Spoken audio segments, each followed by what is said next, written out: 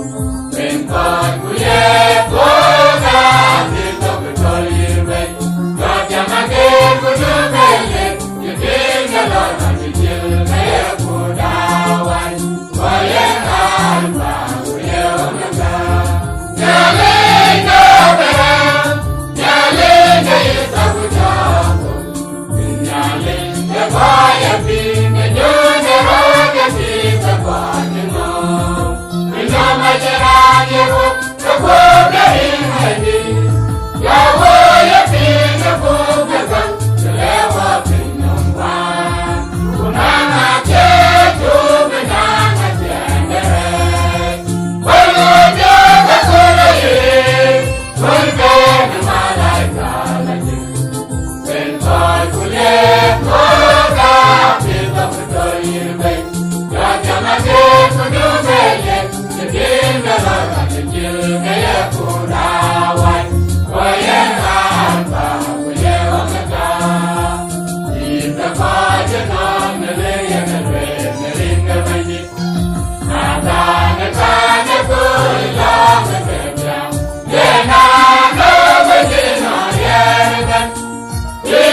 không bỏ lỡ những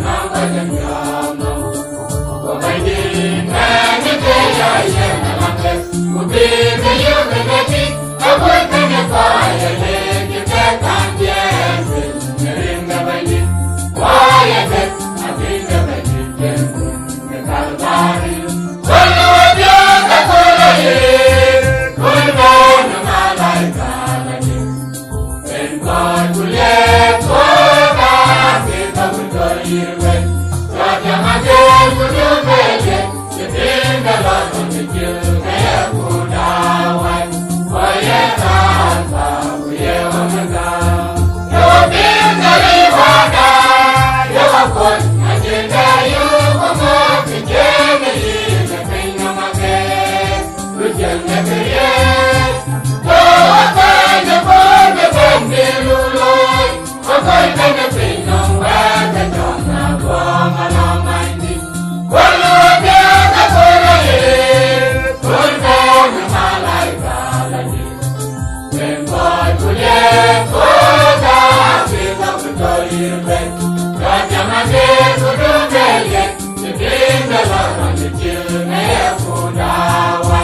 hấp dẫn.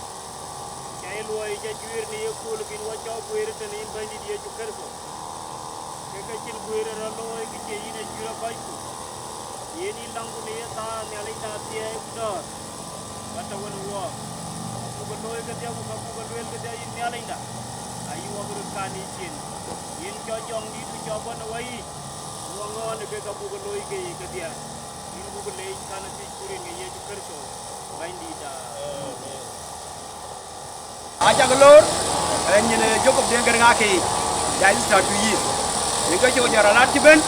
God you go by, which Agalor, and you know what I. Every chip with Diocese of Twic. Yen get there when you're being a young man language. What you nearly run out, you will let you walk out to years. Every chip is a kill, and you tell them, I just piano go, and they want nearly to go piano walk out Diocese. Kero, one day nyali, good day kita. Ete ukul beni jongi, kena la yunu wapi waret. Kero diang de, warjil wala pahanya UK. Ku ebici badia, anyar waka tu yit. Ku UK gole kul wajib kita juta waka tu yit. Kena la yuna wak. Ku waka tu yit badia, kongwen yu bai. Kujela kau tu kan lagi. Ku waki chulu ke, kuyawe wawe, ini ke chulu wawe. Yeni wada bishop Jacob Deng Garang inja chole nyindi balwa waja wenen balwa basala muniyo kulu bako chi gwer ga je ba ko chol yen wen kam ni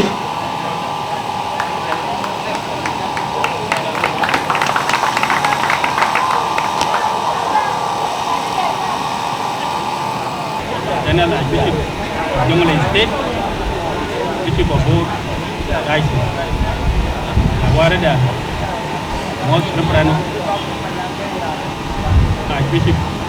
yani dengkun ali jela kuma use mama ya shabab ku community to diocese ben kulum we ta lori ne kan so banji da ki bi wotin PB Woten Bishim the Diocese Jacob Deng Garang war kela Lambeth kan koy ngene ka ngani ben kulum wan ci kala UK ke diocese akunum the diocese chenom lok ta ana daga yena bugu lor akunum de diar akunum de chabab ja elders to kanisa ko ñu le yin Jacob Deng yi bi chip taw man yin be lor fa yin ane koy kon taw koy di ka ngani ali bi chip taw kan yin ala mu sawta Juba Sudan lenga to Juba tan kala ba chol kan yin kan we koy ko yenge ke biwo giten yene bi chip we wedie ka bu ga be lor kero kene yenge diocese beta Twic wane muziki ya dinga jang warda di to Nairobi edi to tin mandel yani kene nga kere choga guna tin jo ben kirten le man ke diocese a ci yi to pani choy mar ko bobur ko koy mangala ko koy gor yar lo kene kemi ku ñu warda Ezekiel di ñu ko bo Jacob Deng ba wo le man ke kanisa yene diocese atau ke diocese jidit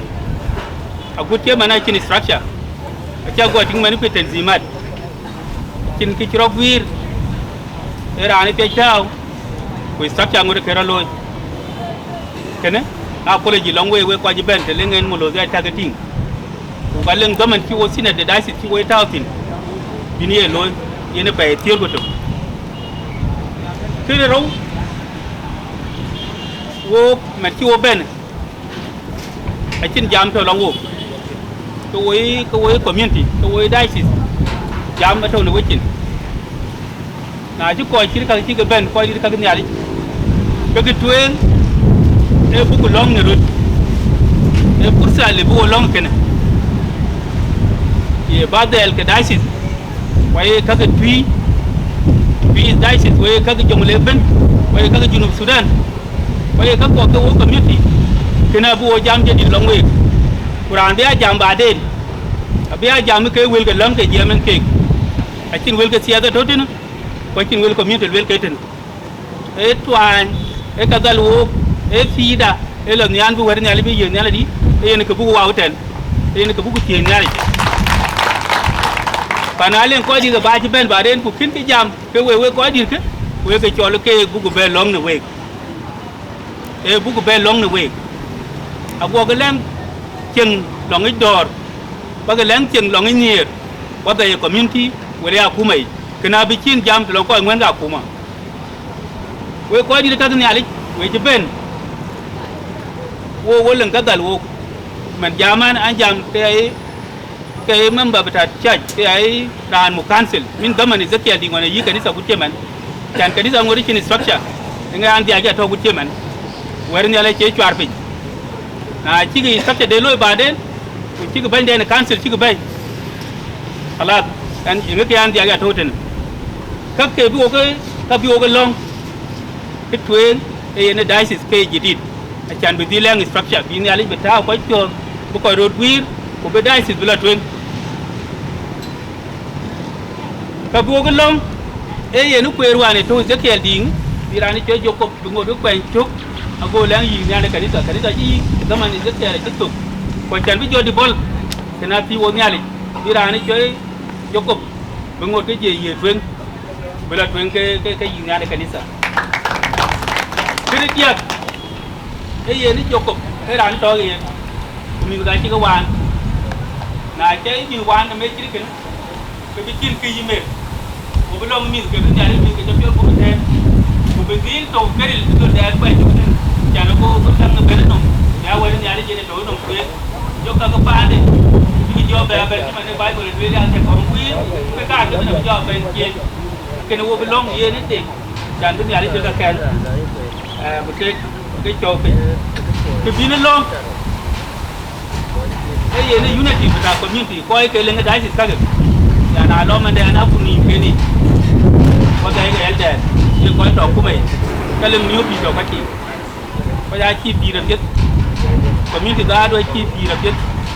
along a wadi bi lo road o kene along what chi wo long a tawfin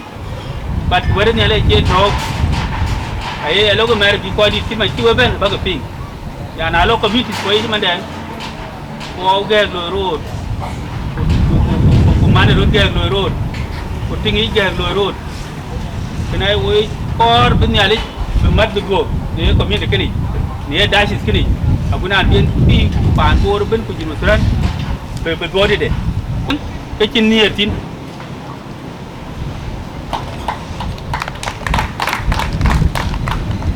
de bi de long ne ka bun ko di ka ni ali ai cin kanisa mo ke long ke ye ke tingi de to na je oi kwa ngai ke rut we ko ke ni ali dana lu we ka re tôi được phiếu từ long quê tôi được phiếu cái quê áo bùn đã coi các nhà đi nào long thì biến đi chơi nên tôi được phiếu chân thêm được cái ní sao cũng đi chùa thêm lên thêm nó gồm để lar để gồm tụi lối mà tụi nó điên thêm xin giấy như tao cái này quay xin vô lính tao cái này quay xin vô cái tao cái này giúp mình lưu đi ở bức bạch ở bức để bức gam mà nào yên ai chỉ đó gam cái nên ai về làng tôi phiếu cái ní gì cái wo dal wo koy won to ko wo koy won tin kide kene e ke bine abine lom dan belang ko koy dil tu ke toy tin ban wil ke tul ale ba gam yin ko ma bishop in deng dit a lo ne chong ke dik ma jogu ben ya de gadang di tigi ben ko ban ware dai na sanel garang ti dio ba che ba cha cái quan chạy trao chiếu quan này là lùi mang cái lấy, có chú tin cái community, có còn bộ in về, cái coi chụp bên, và lùi thì là đấy, chụp phiếu vào lo yêu rồi chạy lôi quyền cái thâu, phải cho tiếc culum, cái này cầm cả đấy, với coi quan trọng của mình, cái chàng bắt cái tiền nghỉ, khi cái này tập đại lập bên, cái chàng vô chỉ coi cái nhà chú cái support, thì cái bên là đar mía finus, vô cái mà nó vô lần cái đal vô cái gì kanisa Cina Arabia ku ke chuku loy wochi wa chu gam ki mane cha le chuk ki ba cha contribute tala bayra $1 ke de abo ke yen wo community yo dina wo sa bali ba chu taw ba chu yen ayuen muze a ti la gamri ay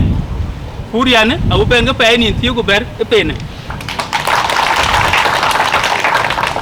kur ku wo ko ga $30 chan bia kam sin anu ko $5 bab che no ke chir ke be chi bring ku ke ne che le ko ngwen ke community ku ja ko ngwen ga panati na lo ngo duon to ke ko ko ye wo woni ja long ran ngwen cha lo nge lo ku yin wore le ya ne be chi ba kor ku go dul ma nyang wo je chen ke be to go je le ko je le ran le yin ke yin na le che ke to ba nge ji man ko che ke to ke ne yin ai ke ba li yo ri chan jan ini tir nyala ti rana ci ke de belo yo ba yom to go ayo ba cha be go ni man yele ke yi ko wan ana ngi ta beli yo ini tir ki wela na cha kuma to jalen lara tin ba we ko te na le wori ki ayeni se jele we cha bab wele we mar ko wele we ko to kuma ka ce ke to ni ni man ne ke ni ti te ke ni ti wo ke ci ni tir ke ba yo ba den ku bu ro e tang e ci ni ti ini ke kor, na uriai ku biom taman tajar, ku liutan $1 ka du chien, kena bijo la ke mesin jun ka ja ke ben man ko ngwen ke ka kunum de tri, pa kena, tung de kril to, ke bin long ya, ke koi ke riar ka ni sai, koi ke riar ka ni sai, beleng ke yo, ka ja to ba man ni rani, chin ke to ke ka, chin luai, chin kang ba cái này kia bút lông ya có nhà lấy có quyền cái liêu nhìn béo quyền cái liêu nhìn với cõi của cái này chỉ biết là đi tiền này cái gì không cái này bút biết bút bê lúa về lao về bút bồ lê luôn chắc là lúa hoàn chiếu lấy với chỉ là chìm te jam duni kunan ko la bokkel amen kan bu koy tari ne kin so bandi da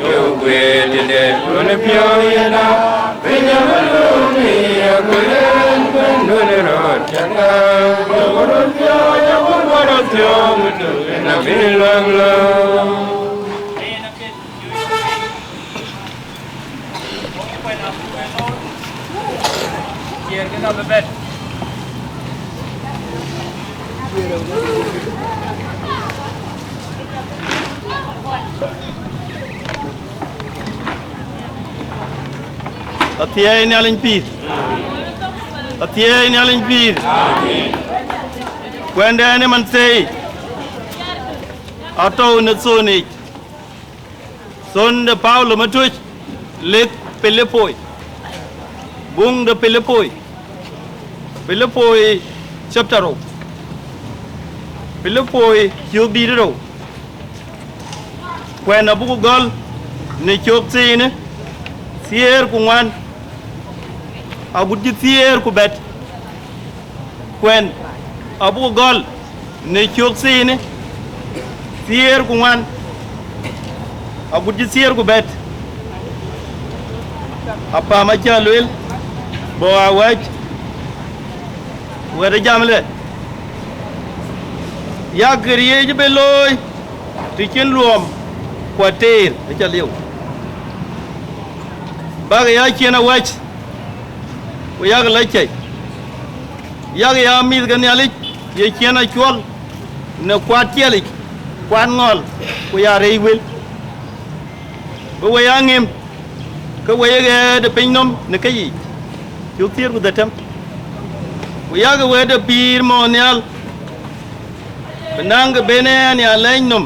ne kul de kirso akani aring ni chelik ku Kenya lo ni cheli ei kuna cha gam ne kede kuinom ku de lo de gam duon e kanya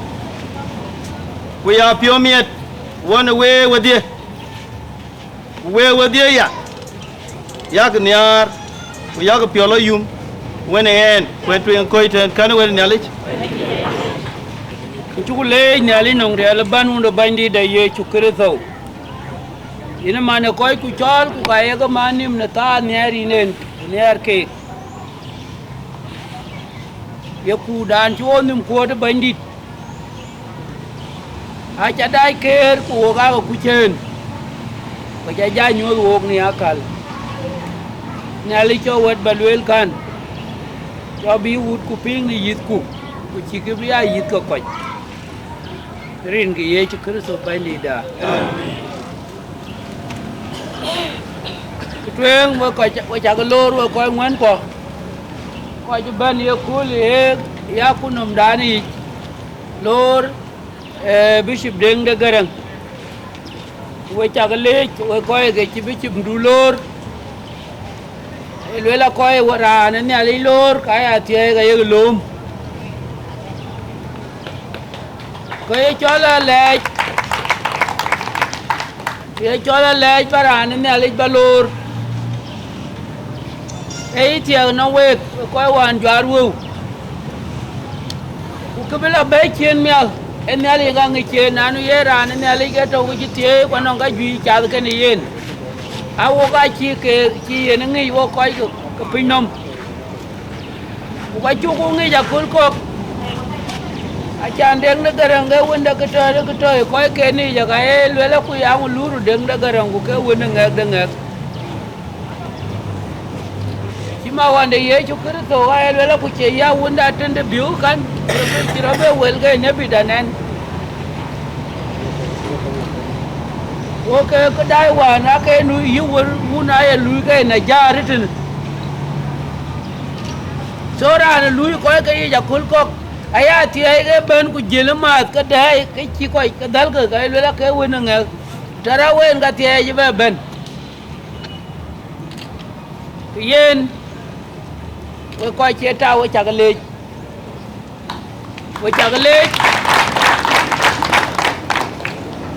le na nu yen ran ne ali ke ran ne ali a cha ga le wa yang ga bi chim da ga chi ba ya won ku duon yara ne ali ku ka bidil dor ki man ka er ka ne ali loitin nga ya ti ai ben yen pandan cho Juba Sudan e pan ki ti ku kre to pan de Juba Sudan Juba ki ti ai de ga ki ting a chan yen Juba bene chen non got pin ko ki dai kan yal kini ga ko ja wai ko ra kul ko Juba ki kini non got pin ku kini ga dai ga chen ki kur dai ga twen a cho wai ko ko yang ga wai pin non jama wai wai je kam ko a chan ko ju ko ga dai ga tyo ku ko ju ko ko bi dai ga wan chi kwar ken ga wan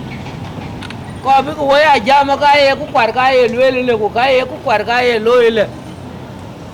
kwara jilo kita de ga jitul bal ka ku gi kware kul chan mi ku ga ben ka bi mi ku ka lok le ti chen pin ga ku ti lein kin pyo yu mu ta to ku ben ti chen pin ga ku ki ne ale lui cái gì ní chỉ đai một cái gì ai coi noan cái quên mà nè bây giờ giảm được phôi cái này coi cái choi Philippines alo lấy cái gì mình lôi thì chân luồng thì coi đến cái việc ba lôi thì coi đến ba cái đằng lôi nó phải nằm cái lôi cái chân ấy giảm ba cái ngà lôi cái chân này giảm yang ai ti ai ben ba ka ya lo ka chen luom ku ye chen ter cái chiến là tè bà này cho nó về chết chẳng là tè bây khi cái lứa cái Bible wo cái nào có cái bình chén ở phía cái đồ cái căng lôi cái đằng ngay luồm đồ cái lôi cái nóng người ra tè wo Juba của Sudan cái cái tiếng cái nào wo cái đờn của mà cái tè cái cam quá dòng ra vậy chứ yọt yang ai Paul coi cái pele poi anh cái join luôn anh nó cái cái bác cái lối cái này ai chia luộc cái ai chia tè coi tè cái tè dòng ra nó coi cái này lấy cái chia tè nào có chắc tè cái này sẽ coi bùn cái dòng ra chẳng hạn tè nó dòng ra ali belo bichi ali belo dia ngepuli kurie koi kuye jalo cái dia ngepuli kan anong dai chẳng ai cái dia ho kan ana chang alam bichi bukan koi ra bichi bukan ya jalo cái chin ko piu chani na nó dòng ra ku jogam alba cái chena wai ku ya ko la chai bác ya lui của trên áo white bác ya lấy chạy kuya ya mid cái nhà lịch ye trên ai chuột mid cái nhà lịch ye trên ai chuột ya qua na wo đi wo mid wo coi cái nhà lịch là khi wo nong mid cái nhà lịch rang cái bên ra nhà lịch rang cha đi cái ra nhà lịch ai chăng nhà lịch chụp là khi mid cái nhà lịch mình cái này lấy cả quá dùng coi chín này lấy cái chờ những cái này lên bây giờ mình cái này lấy bây giờ cái chuyện này chôn bây giờ quát chơi lịch quan ngol có quan là red will có là diêm vô cái màn thầy ấy lên liệu có quan ngol bây giờ có quan là red will quay cái lưỡi là rầy cái will cả quay chôn lịch tiền quay rằng cái phiếu mang của lưỡi là cái tiền cái gì quan là rầy will quay cái anh jam của lưỡi đuôi yang nghiêm quay cái để pin năm nè cái gì em có join của lưỡi là dal cái nè cái gì cái quay cái quay cái chuyên bao cái áo coi ye chu Kristo gam ai ager ai ra nó bên tiếng cái pot tiền lôi cái ấy chiến cam cái tiền ấy ra nó còn mang niệm cái tiền ra nó cái trâu cái người có chỉ ấy coi quê rồi nó nghe ấy ra nó bên quê được pin chan yang cái nhọt cái gì mà nó nhà lịch chan mà nó nhà lịch cái gì bây giờ cái quẹt cái đu pin mong nial bác cái năng cái bên nữa ya lấy nôm nó call được cái số ya con ya rin ni chơi lịch cái này coi cái chẳng đấy ô cái ta nói quá ô cái lệ ô lor bị chụp quan giờ là pa này lên lịch ai chỉ có tiền chỉ có là lối quan aja la jam nyen dai aja wo ga lek pinom sana diga dang bicip to pinda Juba Sudan aja wo la lek pinom sana diga wo pa pogril wo chinyap aba aj bicim la ku bicip power aja lengali da chi ga la nyon nyin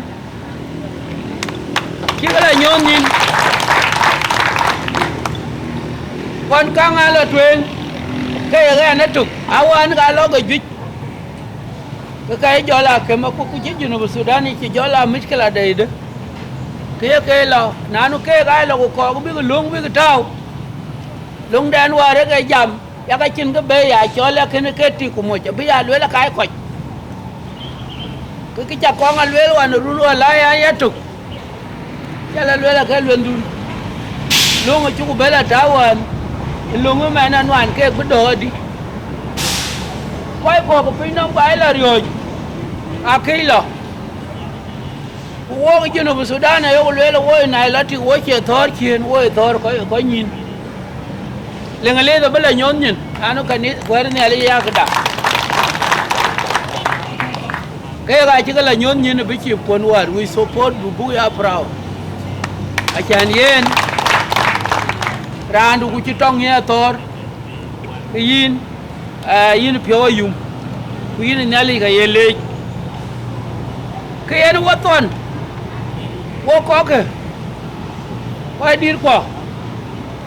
na piang cái wel cái mít cái là da wo chi bible ga chu wi ping yang cái man wo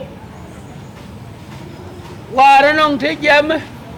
it no di wan bika de maj mo garang maj mo wa kane ga da ga jam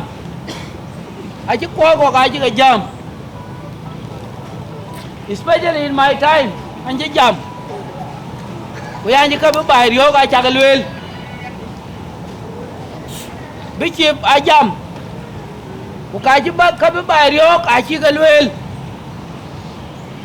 ku koi ko we koi ngwan ko ke muk bài a ku nong bai ko ngor we ba ni ke bài bên châu pin ku chỉ jam yen na bi jam de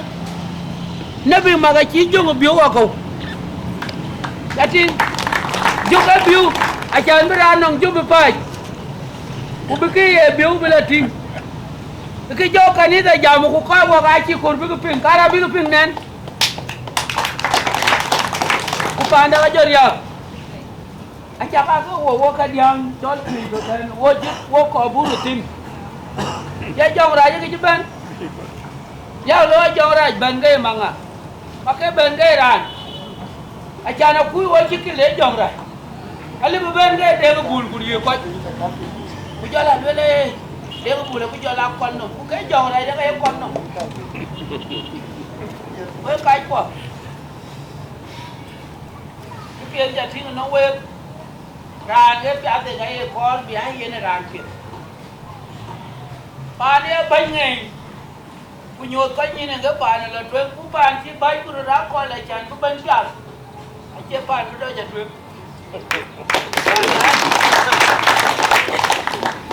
na dai ban kon wan pa ka nong ge ge ai lung tao kit ko ni na ra be re nga pan chi ko ni tin ni ka chi bu wel wi a chan yen kan pe na ko be ai yen ban pya cho có ai cho đó là rồi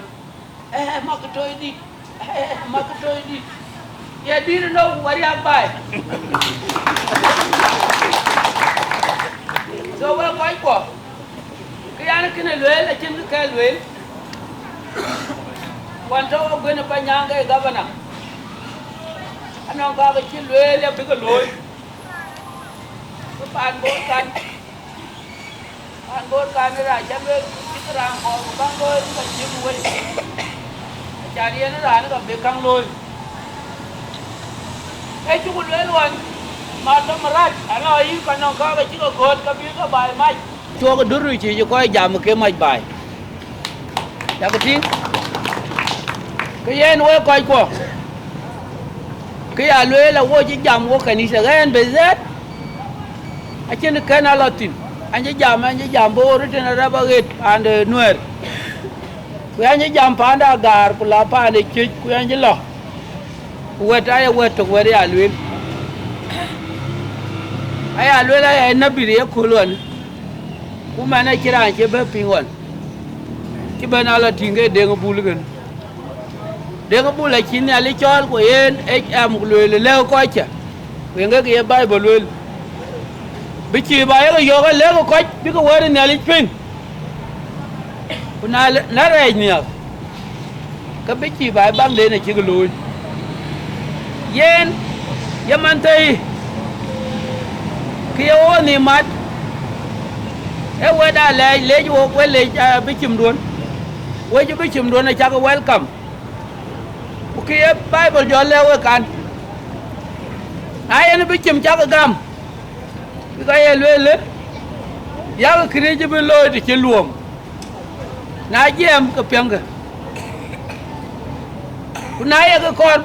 beloy na dor ne ale tiang kiri kanisa nanu wo ko man wo yichen kanisa ko wo yichen community ke gairek ke gai togrek amani yin ke ya ka kanisa ya la kulko ile baran yu ke sultan ku kalwel ka kanisa kini ga ariya ko ko man koy ko yen ge cholter e ben ga kor ka denge e jeng choy rimwon ko ru dol ku dal rut achi ba chala twen e tere ye bay ka ko koy ko na la ko ya lu bi chim duon ka ye lwel ba ga ya la chai na lwel bi chim ye kini ka chi lo ya ka gam ka ana cha ga lwel wa yang ga bi nabi da kuna labi nabi kule jam kule le nga bi yin kore ku ka cha ko welcome man chi bi chi ko wan bi ye chu kristo cha ga tin ye chu kristo wa le de luang ne ali ya o sana ku ya rana le ga luon bai ku kan ga pin cha na chi ye chu lor na wa le tol ga chi ka khen loi cái đàn nó trâu có phiền cái chi lối còn lối là phiền cái có hoàn lối welcome cái lối phiền đi yang cái thời đàn đầu tiên ôi junubin ôi bị chậm đại chón anh nói lối là cái này chi lối lối là nó ngã kìa cái chú chón lắm mình cái chú lối phiền coi chú lối với lối cái lối mà giờ bây giờ lối là ra bây chụp Deng Garang cái chụp Anden cái chụp coi cái Twic is cái chụp cái lối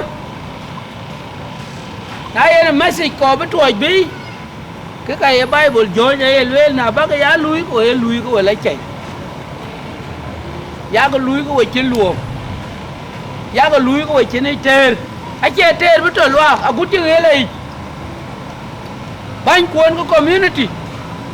na ya ter kula bichim don kule kule do ko be loy wala ka gam ka acha na cha lo kuna ya mi anin ka ko we du ka kuni ko ye luor ye ke de pe ko du loy ke ye ke pe a chi po lwele kwan ngol ko ye kwala re win ai wo ka cái chol băng ngol ne tak you know baya ngol linom ekra jarit yana rana tak wrong thinking nom well to pay but le jam yangal wel pol wal ngol wala re wel aba rana tak ngol kang itang de aba ne kang ai gre ke tere ye jodi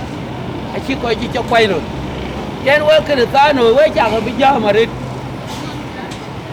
won ci ya yo bi ci kula la lo war bandi ka ba jo martin ka kwa ji ban ko ko di ra cin ko liu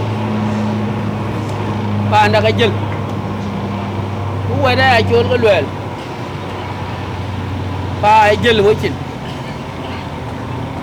ku man je ne ba wo cin a cin ko blog a cin ko ki don way you know tariya will write itself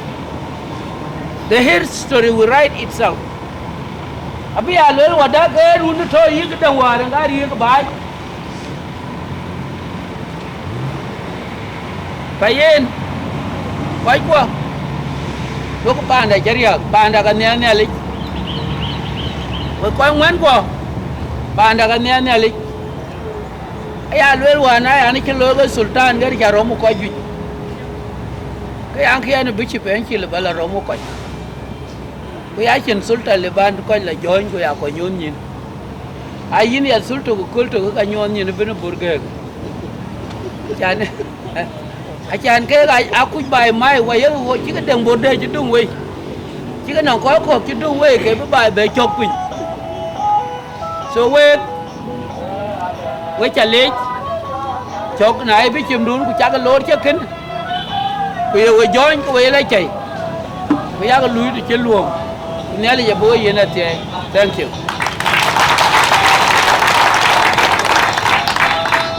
da chu le ne wede ne le chile wok wo chi denga interabun ko ne bo denga we chu ke lor sultan ko ti berer kan wok we chu ke lor wa ga yu wok barnami chu gol mare da meri a chol deng nwer in chu le mama tan do won wok tin atie ge jaret in mane kanida ge cho ko ju chi ben rin ku a cha ko be lwel bujitena am wan ma da ba chol be bela twen in program ko mulana rai malwal ko cha ke le ani cho Michael Deng Garang erin ga wun ku ku jong ni lajik we chu ka bele we de we ko ti gwer ko di ra ka ka nyalech na ngi ko ga we Archbishop Emeritus and Primate Dr. Daniel Deng Ujaya Most Reverend Dr. Garang Deng Awir Ujaya Most Reverend Moses Anur ko ke dia ko di ra ka ka nyalech Honorable Philip Agwer Honorable Gen Wuntonyi Gak Honorable Deng Riak Honorable Akwany General Joanne Daw General Kurmishak General Garang Mading General Machadi we ga ben we chu ga le na ne ran jano mar on ne ran ten go tinga man ka ba ngot ga lwel and yemen kajilagan from the high table ke barnam ja brodu a chu lwele ko ga community ke kon jam ka chi ko di ka nyaare lwel bu ka kon jam bu ka ko no ke bu community jo jam chen na yemen ke yin bandi de ka nyaale balen ba bishop de ko Deng Garang ba chol bu wati nda lwel bu ko di ka nyaare je ben bu ke chol Bishop, you are highly welcome. A little bit mang watching you.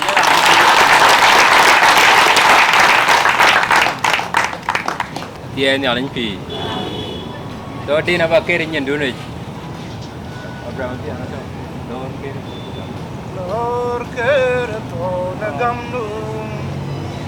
lor kerto nagamnu kaya lor jaya gaya dia wekenya ke kairin mutam lor kerto nagamnu kaya lor jaya gaya dia wekenya ke kairin mutam. Ayah nak padaret, we cakap mod, we cakap lo nerin ke un kuah kujong di lajek. With due respect, it is my humble submission and duty. But we Lord what they but the first primate of the Episcopal Church of Sudan and South Sudan, His Grace the Most Reverend Daniel Deng Garang, Baba incha Lord red, anche Wamazda kuye Babada. The first Archbishop of Upper Nile Internal Province, Honorary Garang Deng Awir, Chukulor, Baba Inja Lor Red. Ke koi mwena chaka lor, kutai chikene, ambe banyra ni ngar program kene, wenjo kuanim, the Most Reverend Moses Anura Yom, the Right Reverend Gabriel Tunya Gomdeng, the Right Reverend Gabriel Kual Garang Atim, the Right Reverend Dr. Zechariah Manyong Biar Mangar, kujo Bishop dengan koi ko kai ke kwen, kujo koi ke kagan nyali koi dir kagan nyali ciben, nebang da kuma ke koi ga kuma cak lor ke dia, nenyin dune kan brand ci Honorable the former Governor, Honorable Philip Gwen Panyang Jot, yen ba lor, nenyin dune ke we jorang leben, ambe jorang melunga ken deng,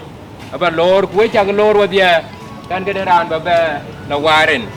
anji koi ke kanisa ke Twic East Diocese acha ke lor red anji koi dir anji diar ke markwa ke chai kul chato wanji the former bishop commissary wan chawan chana cha former wan chana land editene pe ni tiu wan kala kache du nyen dei so ye na cha lor pe lon chi loy ke ne koi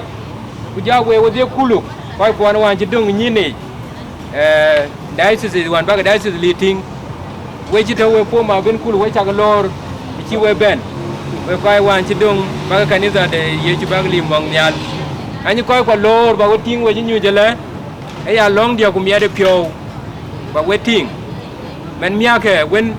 anh chị chào muốn coi anh coi where the kanisa it first time but wait and I wait on a king kong bishop Tim Father Michael Chena Lord Deng Garang after 1 year and 3 months can chi kwa cha Lord kulel bishop yim ben so gwa lel kana ya ko pia red chi wen jo ta ba kan chol so kan ale chan ko red anh chị jam this morning anh ko ja cha jam nhưng we Bible elwel ba ka ku ba ka Paul ba ye chi kristo ba kwan chuk acha nyot ko nong we ko won kin ben ke na chin ku ba lwel ba nya to aba ka chol ku ba loy e ki chilega ya na e kri ban du loy ka te win ka jwinim so wera ya te garet ya ne na cha ku ba to ta wa na ka ba lo ga la nyal so kan e ke bin ba lwel so acha lwel this morning ja lwel ko kere wa to yen samari dien cha ga mun cha lele pin na macheng koi kero pin na macheng wen kero e bia e moy kutik ko bia lut ku yi ake wel ka ke cheng o pin na e moy kutik e lut ku yi ake wel ko an piro ke kin kok so guchi tene yan ba samari de ba be le ku ba koi dit maran chi Joseph manyang ki din banom bat ke koi dit ke kanisa mong nyal General Dwight Dowdy nga to around I think ke ai kanisa chi ku mong nyal ku jo mar ko yen ke chok de nang mama cholit yen chi tiamage dai lom ken ra be ka londit ku le ke ko be ke cho tiamage blan nyal ku be bi beliu be tiamage brajor we koi ko nyal je ko intio we tie ke garet ma kanisa bag lom ke duon ku ke de mit pol bendi de chela kor a bit ben na wek ko bi chat ken wek ne kilwa ni ne twani ti mara Diocese of Twic ne kola o lui ko remember an tung ya bun Diocese a chi wi gwan te by a leader community rane may so rest in peace and rise in glory bin ya li tiep de abi cho long ko bi cho jarat ne mom so ku ko ju ato ke twany yen ga kin we ko ting ke boten ku kene e ko long pan ginu Sudan ne chin kos ko so were yen ke ki chor wo ko Diocese of Twic ku ke be ke ko ngwen ke mission chik loy we chu organize ko Twic Diocese ke ga bu ke chol big tio big koi two of them are here Deng did the former primate ku ja Henry ku Dr. Isaiah ono ajuer kwa juer kene cha juer de ran ditin ajuer ci ben be ko bug loy ku ja yer Moses Anur ku ko ke dia ajuer ku le ben mi abia ku dunu ben abia ke open nong ran ba ben ku ko long ku ti ku ko long we na ni cholun be ben be ben ke ga long Diocese of Twic ablong en gop en Jacob ku jo pandia cara nan yali ku deng du den nga ci ko lew maj man won ci na luel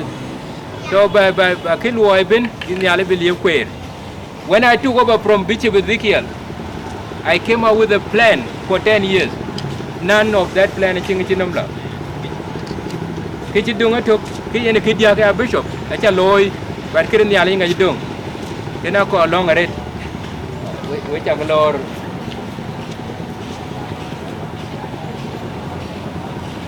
begal nyoy ke ete dun nyoy ke so ya ba ben ba ban ba chol ajuer bro lo yan chi ba ge daret reflecting thin lo nang wek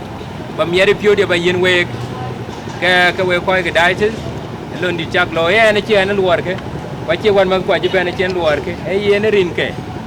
en bandi de ne ke luor ke che gen era chi ma dien ke anga yan baga lor bararin ngan yali ke luar ke en ke biwe baga te kun gam ran ban apology de gam aki chi kwai kero kwai de ke cha ga jorot ku kan yar ke chan bi to ten wa de nga jui loy ke ran tweng is great the most reference the Archbishop and the Primate of the Episcopal Church of South Sudan, Dr. Jason Badia Rama, ken togen nong kanisa, yen kamu kanisa, yen to nyen dai. Yen e chala nong en ku ye kula ne Juba Diocese. Adeng e benjela di malo ye kula en ke kul tweng langen be leg bulon pe. So chilwe le yen azar dia ku kiti azar to le ka chila pe ku chara chi ba dai pol e di ben. Dan raw e Dr. Isaiah Majuk e be ben bo deng chi e chol ku ja ko jwe chi jam wo dangan wan wok ke ba loy lindia itan won ba ko chol li zabra gol pin bara chi the most referent a chi le en ku ja le lan tek ke dang ret chana cha kur ba ko jitene chana e kir ban du loy ke yi le nyal so ke na chi le yen gol nyal bila ben pin kuda jo la ben pin le en ke be to pin so kan en ke bra loy ku chitene kay yen ba gon ban it is my humble submission to welcome you the most reverend Moses Anur mangu wechen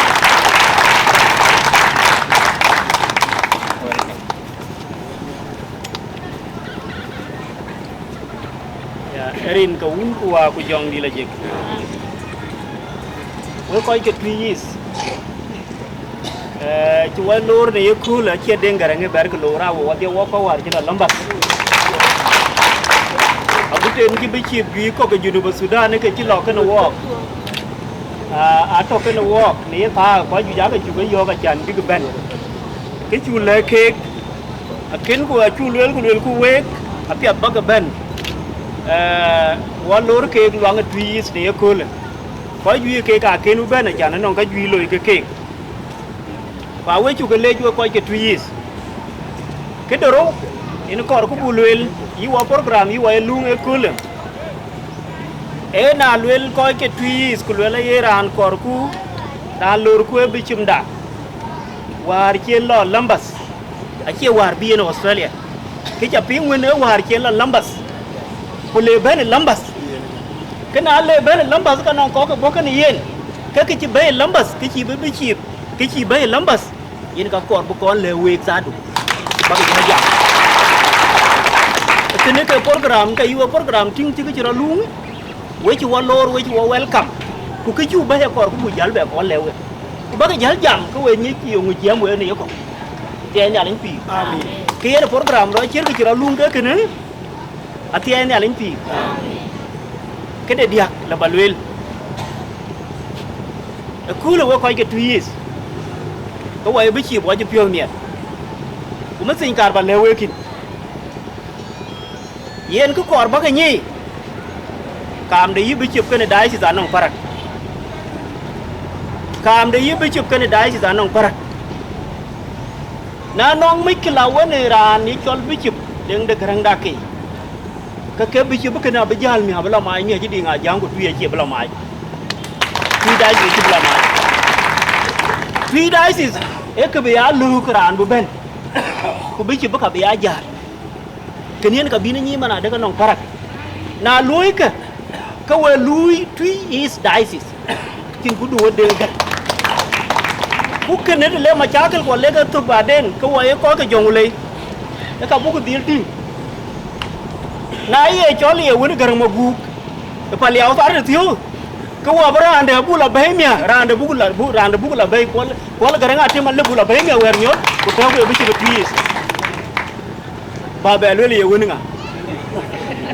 lười là cái quên cái này bù lòi, cái này thì về nhớ là tí, bà là you know, ye cái này quả bác cái nhì, mà này cái diocese, bây giờ là bị chụp anh ông parak, lười cái diocese tuần, mắt cái chuyện của lười cái diocese tuần, là bị chụp lề mai mía, cái diocese tuần là bất đồng. Lora ni chola ICF kule nom tamia kule Deng Garang ke jaba jor tuyis aba ler dai din dian chana taptin karan be yen wo aba tuyis aba yo ka tia nya ling pi kene ka kar ba lewe ba ka taw do wani kere wan wa chila Lambeth war ci wala Lambeth Lambeth che ke jaragol war thio wa lerwo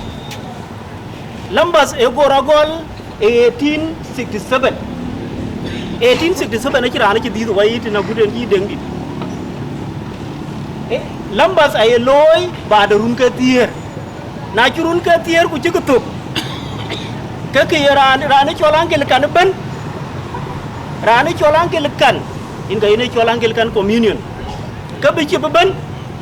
yes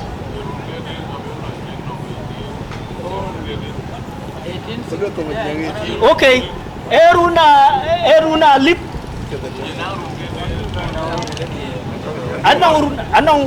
anong mia kutedi yes anong mia kutedi kloy mia tawan anong mia kutedi kloy kuyen Lambeth ay loy achirun ka tiertup ko ja belo ko lamat ke ne war yen ke lewo ki e cholang ke kan communion ayi kan ke ngwan ayi ko marnum kan ke ngwan ke kai wo mani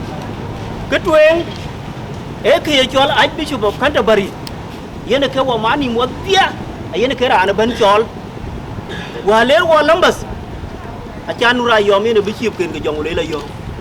a che Justin ba di yen ye bishop ke yo e Archbishop of Canterbury yen ke chu ber direct nong Deng Garang ke ki e bishop 2 years a chan 2 years e autonomous diocese Archbishop of Canterbury yen ke ga direct le bishop Deng Garang ke ku le yin ka ara chan ba ben e Lambeth yen ke bishop ke piato no pinum ke dia yen ke ga kena yen to ke sign of unity yen ke ran to wa mani ke do wa mani e ke ye to lang li choi Anglican Consultative Council amar ke da mar ye loy ayen kulu proban ban ayen bichum tuk kulay tuk ko buntuk ay ga yu ne kulu proban ne ban ne pin no ban ke cho Anglican kulu ke mat kena ke ro yo wa mani ke dia yo wa mani e ke cho Lambeth conference war ku won cha le ga ye loy ba de run ke tier e wa chol wa dia e bishop ka ke ko lo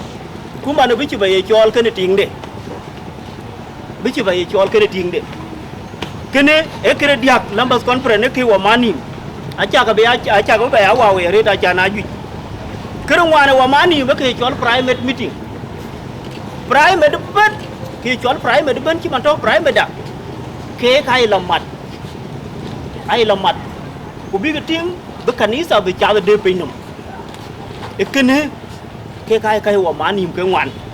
nong wo kede ro ba ne balweltin e ke chol Anglican ku ke chol Episcopal ke chol Episcopal ku ke chol Anglican etu Anglican ku Episcopal etu ake wa jal ke parak jaloy ake ka ne ke ngwan ka na chi ni chol ai bi chi makanda bari ke ne ka chi ni a part of communion na chi la Lambeth conference ke ne ka chi ni a part of communion na chi na a chi ya member ne ke chol Anglican Consultative Council ke ne ka chi ni ya member na chi lo ne ke chol private meeting te yin private ke yin chi member de te ne kene whether ye chorot Episcopal ka chorot Anglican ke Anglican ku Episcopal ai te ne alin pi e ka ke ai to kena kor ku bunyi we ya etu wa lerwo wa chi lo chi baba Deng di chi lweru na pyap wa lerwo wa dong position to ko Nigeria kilo yen ko ka Rwanda kilo ko ka Uganda kilo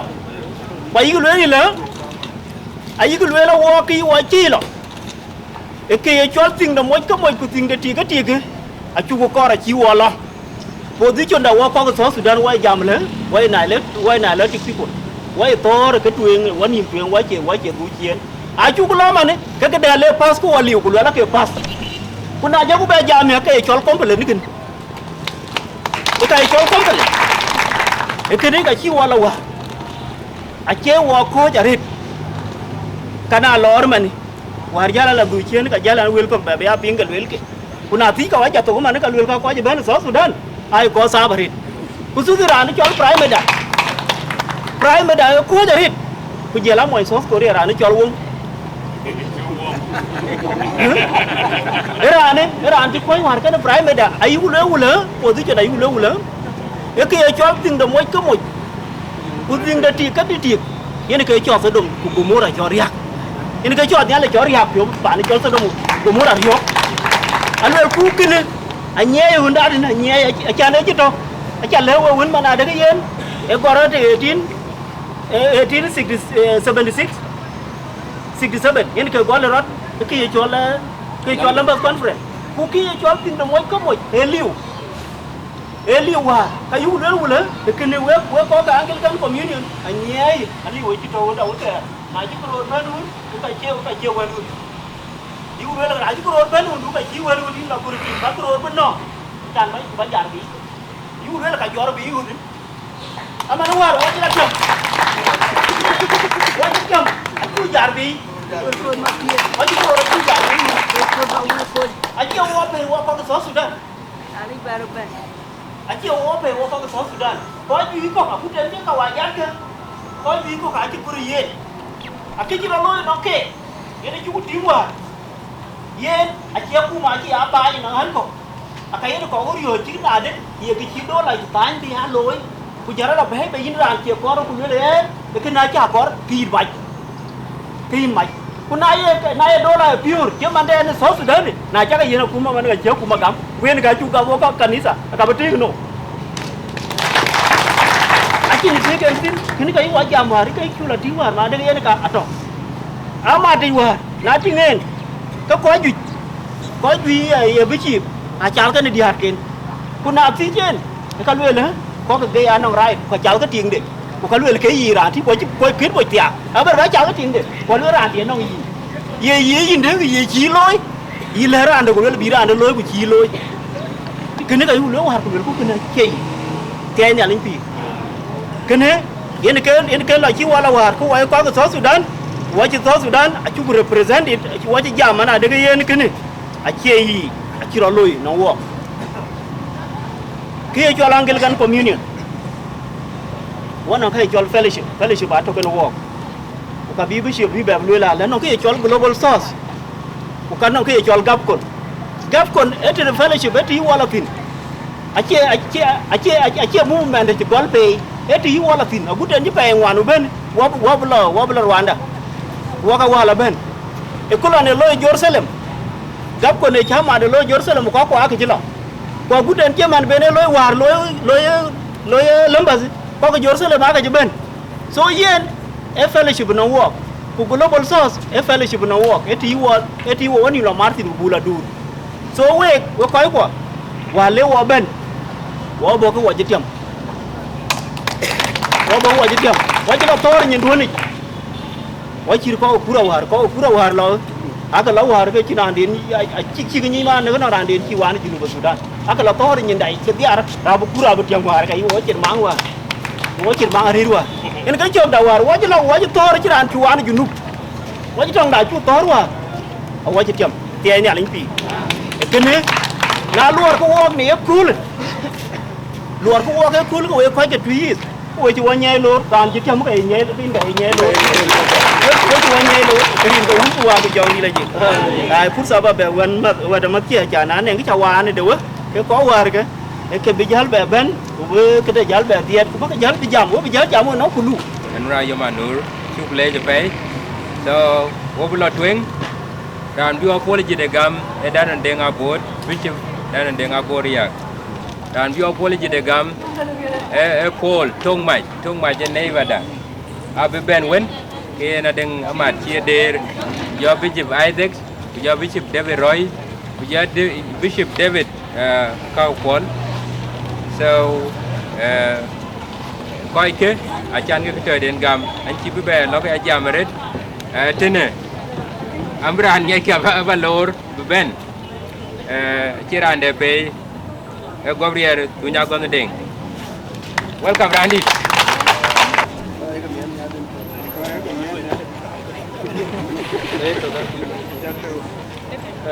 Atene alimpi. Anje ko chi nyu den gade. Acha ko mot. Bain de ni. Ai bi chi mos da nur. Chi chanda ni chu ola chal. Achi gui ra pet. Achi da ka chi dung ka bi ka boro ba mar ko der achi ko to kana kang tun. Itu jo ba ma da boro nin ko ben. Buka ke unji ko le ke gai ke. Kalau bagai lu lah kang ke dia. Akang camping. Mana negara nangi kita kate ko. Aye ke lewo ko le ke we ko lu me kala. Ko ji dia tu pin no maya ko chol. Lu na din me ko me dio ko le ke man nya. Ko le ke man mo. Kena ga white away. Ko jo la ga la di, ko la ga kon da dit. Aji jo dir me ha ga jo ta yen. Biamo kabeati kin pitato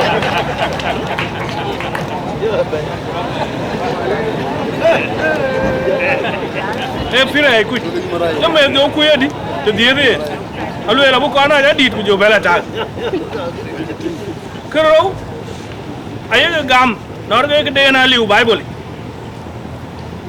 kai ko we ko te ke liu bible ko le wo chi ko oriented that way lu ke te der chu or pyoitin ku ga liu bible ko le ga chu or pyoi we ku ke ku gam no ke to bible e ko lu we ale ga jo ton jo ko la do mar bi ga chi ke de len ke sil bi ra le ga liu bible ku jo yin ko ja ri a chi ra tuk le ne ale a sil bi kang jo to na tuk a chu ko ga ji ga wen wo jo le an je na chin ti ai chi loi awan wo itili lo ngai wo ben Afrika yo ngai ben tere chini ala chi man wanda chi ben mo ku mo aba ga jo wen we ba ga jo le ting alu ele chi jo ne ala wen ke yom ka ngai go no e ka chi yi ga ben ga ye ga len so tung chu ko bela ne arwan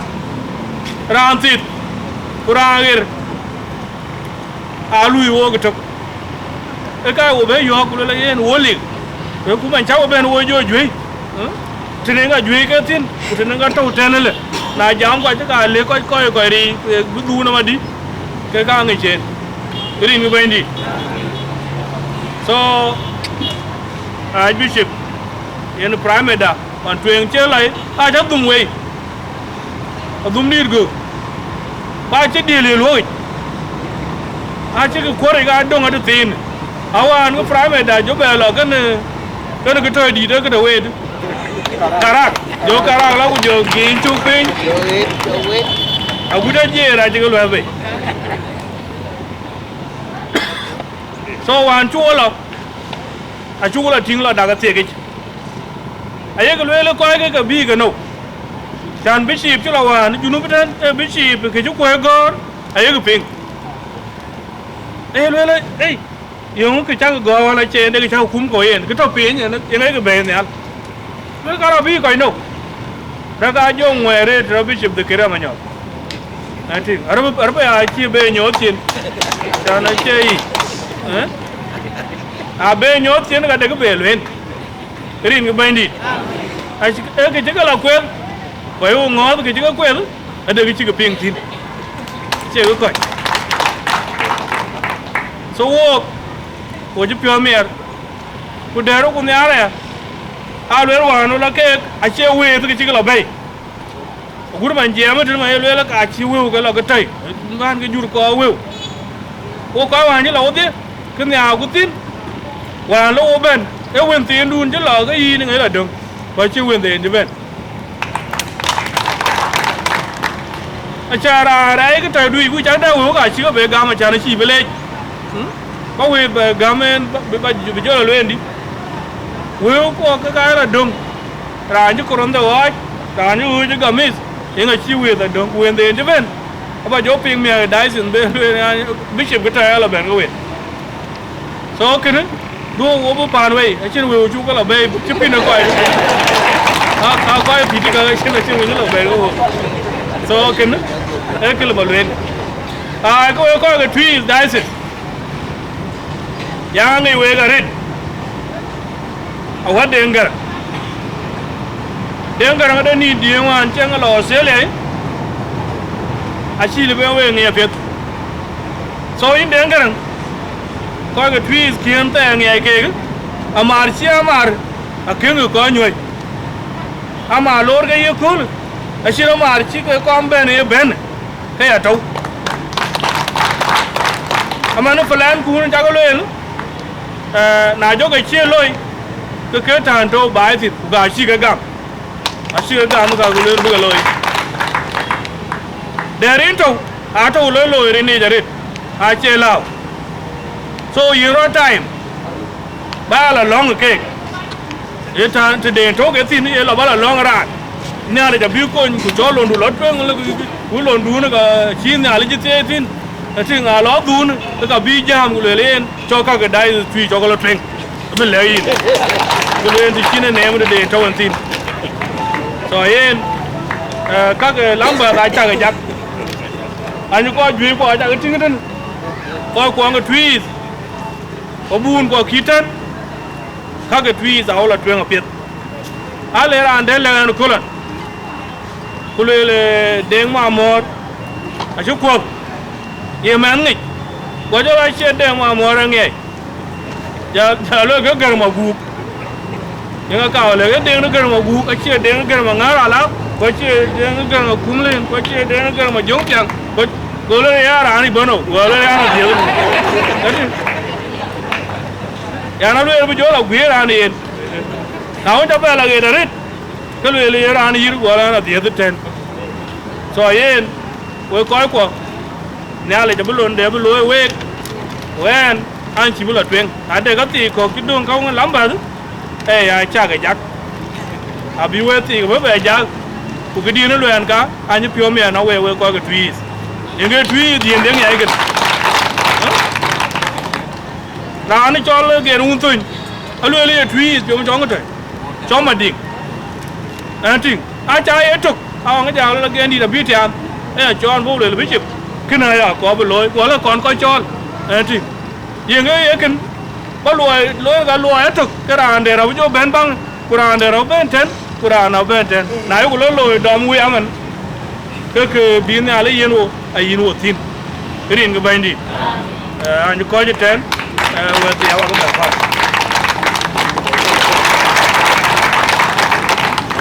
so Ian coi ada coi kia đâu ban cái bè chan đến trên bari ko na zamat FPS and token ngar kanisa damane kanisa Diocese ke duger daerah Diocese ten bichim de yang kikena Deng Garang dora na ba nyot wek wan leyen Diocese leren kira la ben yal ti ajo Diocese bi jo la nyal kira de be pita Garang dengadi pita jero welcome dan ro ban tan de tan aban nyol we ke James Daw dan Deng Aboy James dan Deng Aboy taw ya de ngi James Daw to ga bun to ke piyo ko le ke ga to ke joko mo wan ma jang Deng ayai Daw ak wonci Joseph manyang le ka ju le bar we no koy ku to yen Daw nyai ke ber wala ngi ko ji we era ani popular zaman wan te ko pani tui so wan mele so ja ti wa ai ko ni re je ko ngi ko ju ni ke chang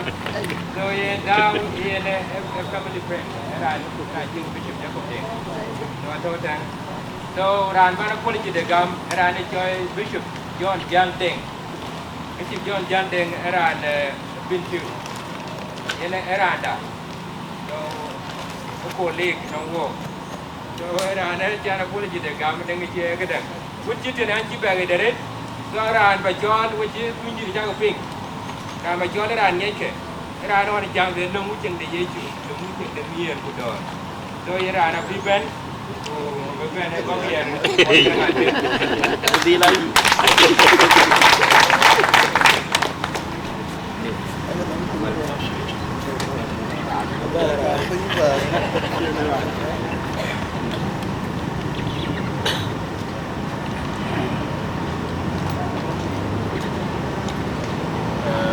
Then I let you be. I'm with Joe and former primate can work. Dr. Daniel Deng Garang can Archbishop Dan continue at the Upper Nile. Hillary Garang Deng. Jola Kumada near Archbishop Moses and Rayom.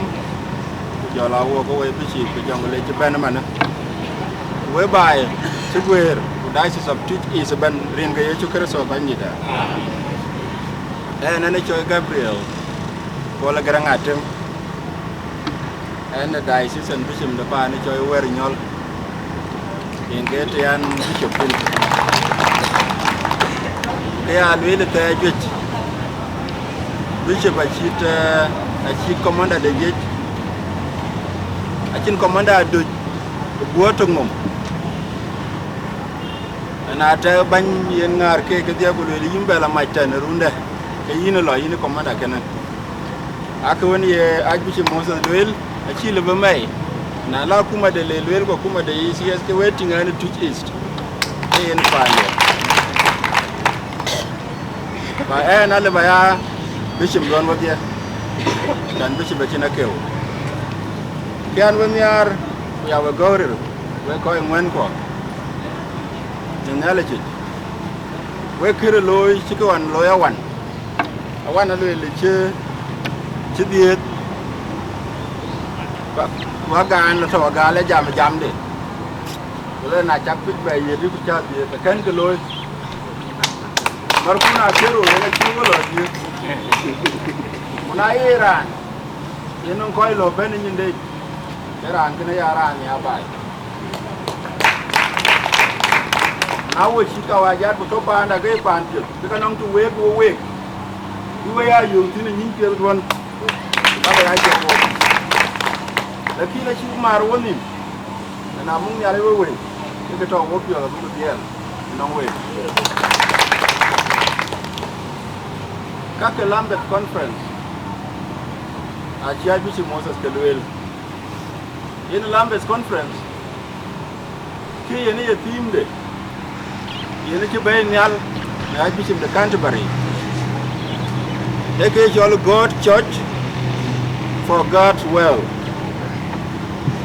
Can it the knowledge? The Pinum the knowledge. Can it the knowledge? The Pinum the knowledge in a Kaya theme, in a car walk. Bible in each year, a good Lambeth conference with talk. They boom the petrol twin. Well, it took a good took day. In Kawa, good took in a car cheer. Who caught you all a coin when in a car? Keep the Jalatin one, Nalabalil. A non pa and the died the show of Tingan when did a car to buy. Now, one go book your Jalga, Teddy Young and a regular will pandun. It's a betting panda. Well, like a chindang paper, I will like a thing along wake. We're pan told in it. Pan at the tree. Quite dirachi, la chica by you, a chiria can yai. A quite you wake, putting your target on get you bear a live. Can I didn't get your bearing I water. Look at our bigger name boom. Well, I have a point wadi. Well, we'll be a long way, but I did big yoto, who did big toe. I will take it along, we'll take it along the tree. In a Jalatin one. But Ben Jamdi, the China Chinchaba, will get you doing the Lambeth conference. The Mukitilo Jam, red one, a Facebook, a Chiranjam. A Facebook about Jingero Moynial. There are Moynial, you will bear. I told him, Chirani can do it. So will it told him Facebook, I get bear. Chanichi Jam on the Facebook, I did. Take a golden, Naji, and you go back to your what are engaging Jam. Will go Facebook one, you really wait to turn, wait to find it in Nachakalo, while I go and Nakawa, or little Facebook in Japan. I wait to get away, or little Facebook in Japan. You're like a J1, and she jam cake. Goodbye, level the way to East. ấy tiệc để cái cha cái lối choi luồn để choi luồn luồn yên ấy nhô the mir để cái cha gam cái ya luồn đi chiều ngam cha cái lối mir du na ba cái nhô cái cha cái lối cái chiri kana we ne ar bichim dun cái cha cái kara we ne nhô the mir a che pol on chuola mangala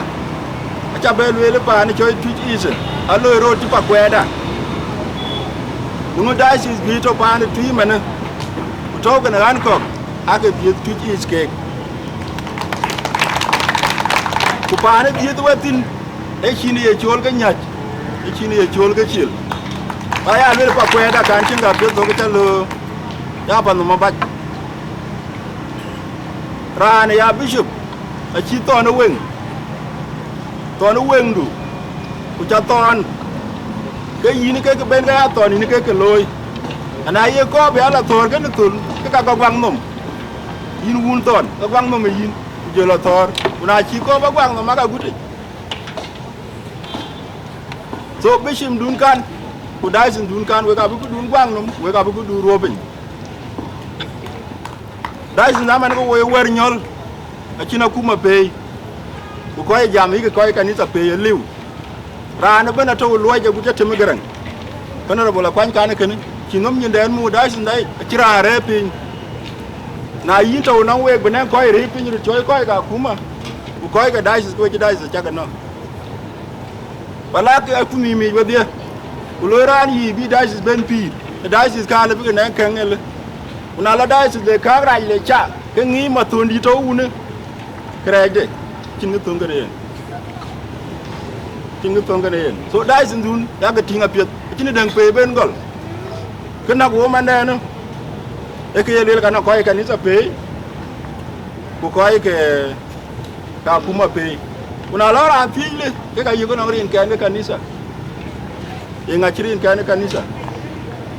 na ji jola ben ga tu to ga le ran chen ko la e nga jidunga ka lwa ku da yin bala lwa ngo ba chwai ku dai sis ko ora cha le koi ko kulere man kwen we ne do ga lo ji man di ti mal kwet kan man di ti mal kwet chak le la yin ban ga no ye mel be lo ko le mel na ga den ye na dom chu gon ku dom chin ku je le do ga ban ta jak ni no ga ye mel lo ya ala gi jeri je lo ni tu ga le woni ne ban di de ko te na la nya pi do ga bi chi do ke lo wa ya bi chi be yung arit ke ram pye ko kuna ji kam chi be la mia ke bi chi kimiti be yeri bi chi jo mam ya na le tan ka chiran yu le tan ka chiran yu a bi dai bi jo do rupin ke dai ni jung be so achin pa na pya ga chin yat kene yene ke yam don to we ko ga Twic ku na le gin ku chi chwai ka chiran chwai yin da chana chin jong de bin kere no ngen ja kwon wan o kere no ngen a chi ko pol ko luen ayin ga ye pinom mi chi ran pinom mi chi ran kanisa ba ya ran no ba we ko ga Twic we lo ke encourage we ke karet ba ke luor chi kin ba ke chi pale ai ran ngi manon ko biu ke mani en Deng Garang chi piola rupi nyaret chi diang ngi manar ga yen non ko biu ke a chene le ba luor ga en we ga ta ke no we na ya ka chi ka chi wala ka ta ke ko nom ne bilaw abina ga biel beta dai ndun ku kana le bro lew kuna yene ta ka go gobde ke ka pyong nom ku chin ga be dai ndun be la twen nan chi be ye twen wo cha ga le na le ja be ta kana we la ko la chede ko ga lo ma dia am an dia ga la twen ran ba chol be ne du pio ja ran ngai ke chi tu ni de chi describe ne chi bishop to describe the right reverend Dr. Zakaria Manyong Biar Manga. Welcome to the Wah, ku jong di logik. Yen.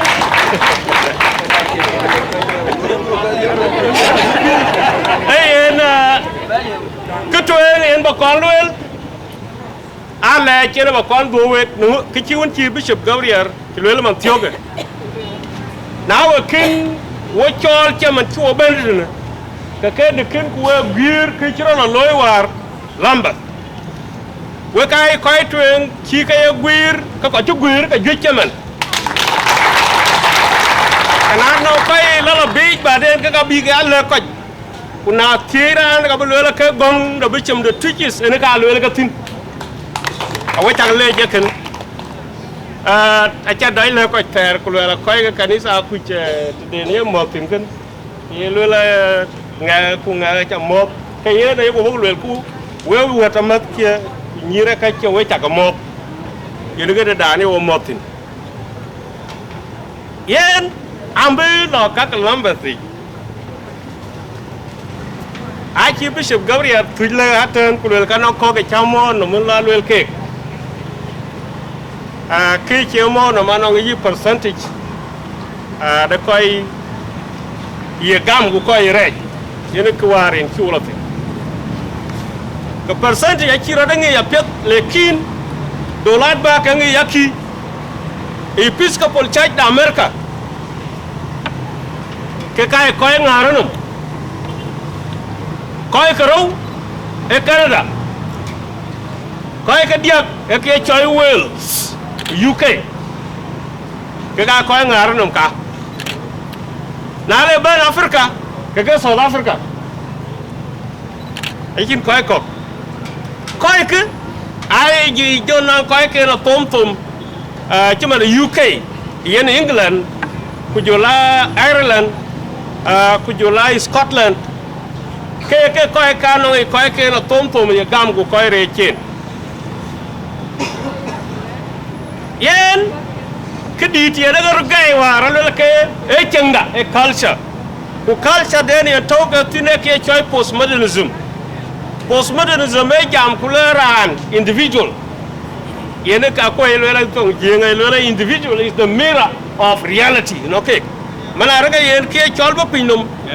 bi yitin era ne ke tin chuma di ne ke zakare ma nyok ene ke yitin be mana ga yi de kira tungar ga je luele ya ga long nom yi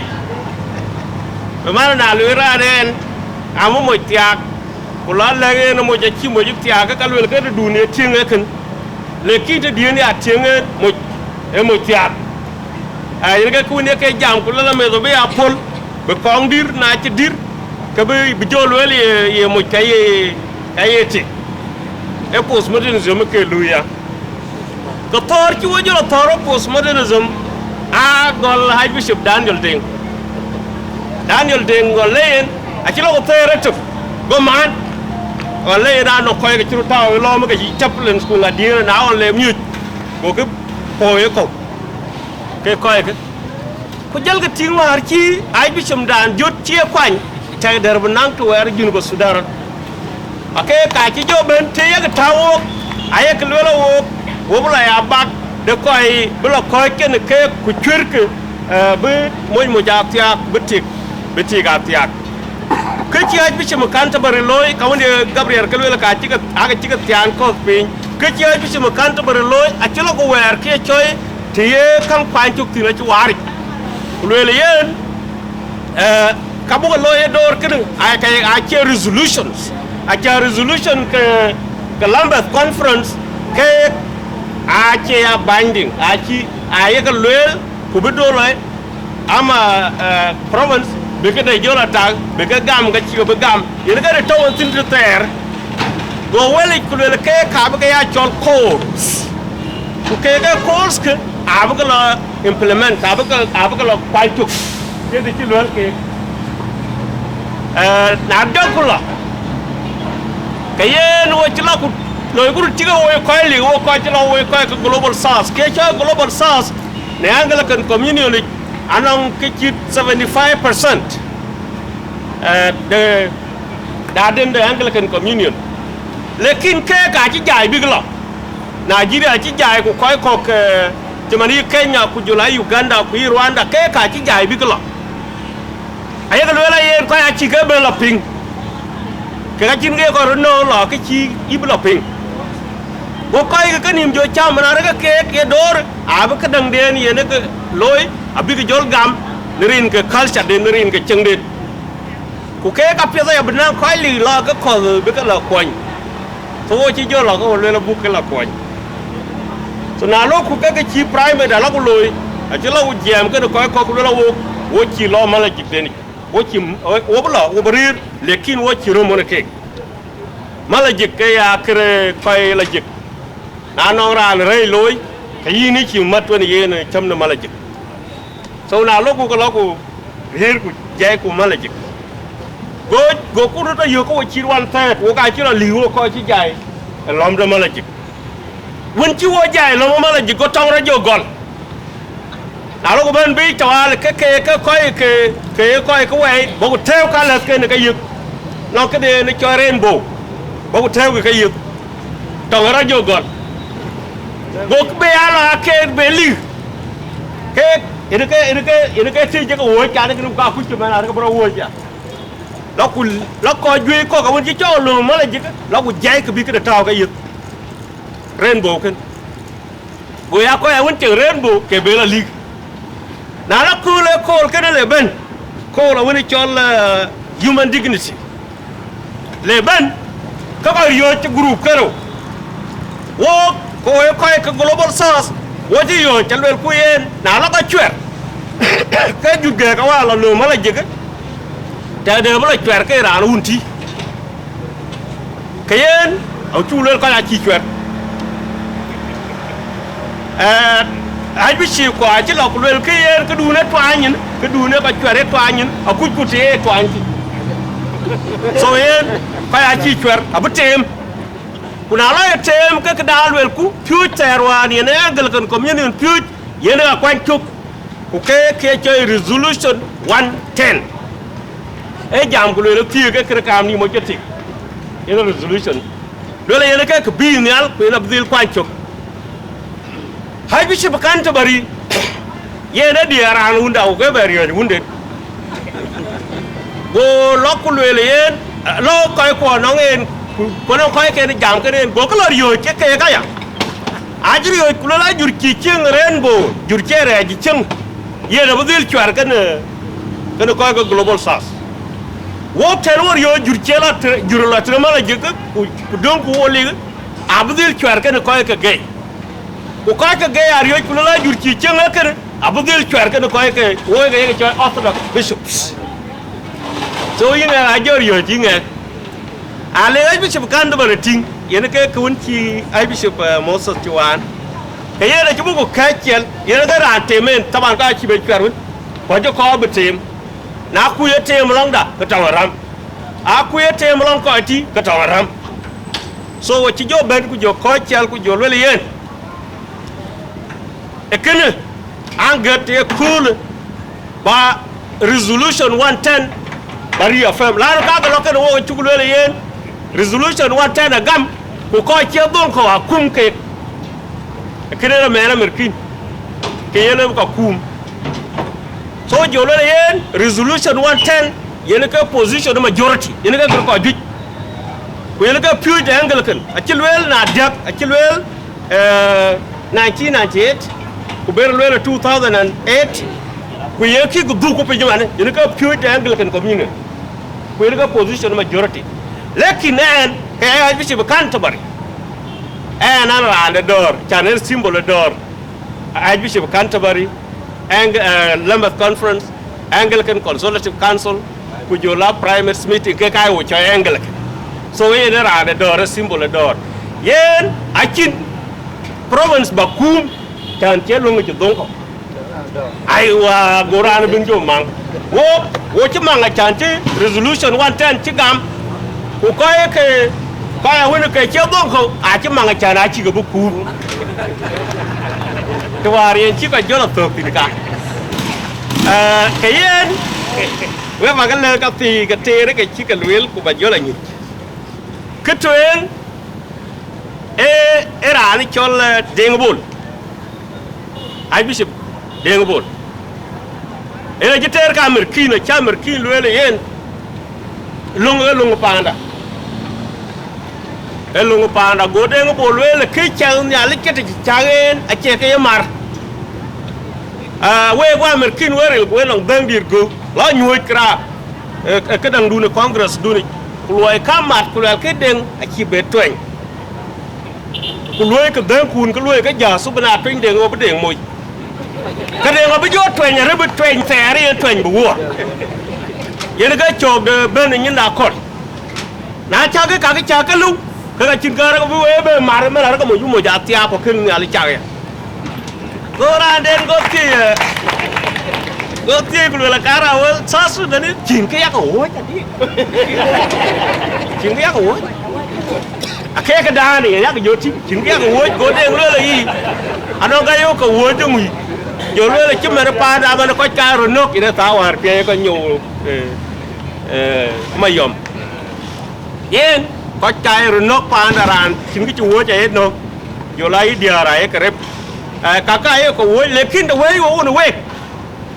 cái gì ấy cũng nghĩ mà để rây ấy cũng cầm cái rây cho nó kêu nó lôi lekin cái đun ấy cái lưỡi nó phim giờ cái quay rây đun này cái lưỡi quay piao cũng cái đài cũng lưỡi cái rây bữa ra nó lưỡi là lấy đi đi phim là một cái nó bây giờ cả thế đâu eran để lòng ý để người bố lại đằng eran nó cho Garang akui chỉ có vô cái chân lưỡi là yên cái lùng đó go Garang akui lưỡi là lùng đun này quen go lưỡi cái chi parliament đã mát của chiếc gam cái lùng go Garang akui lưỡi là chim yon cái bị cái parliament go lưỡi cái lùng cái chim yon lấy cái pass và check cái lúa cái bên lùi lùng cái chim yon lưỡi Garang akui emana lo ra thô cái này sai đun này kui quan ấy vô quan sao tôi có bên coi chirang trên bea kwal ko ngege kula raj na mi ga jore jor ku je ben ko nim kulu le we ye kule para bea kwal daga gam ke goglo la ara gamen goglo la to ya we ke che yi ke men ya le ke ya we le bu be marten ke chien le gob ye kun chi Bishop Gabriel Twic le ene ga cha chien jar nya la no card de ne jar nya le che red card ku jula blue na che red card jar nya kalau la chin kalau la gudu di konping ai blue ke clarification red card go jar nya to go ra ni chol ti mon je ben ten go ben ku le di Bishop Zakaria go lo ka aping ya ga le ten ke ne ka bu ga ma cha ne kalsa dun ku kalsa pe bi wo ya lu yen chen ya ga le go le walo ke wo go no kalsa da ya ko wo African ku jola Asia wo tie ke dia juj man chena kalsa ingam chi kalsa da ni chi bu mare ye kol kon ki jale go le hai wala okay gutu bi shi ba ya tie ke dia juj go le no go la why no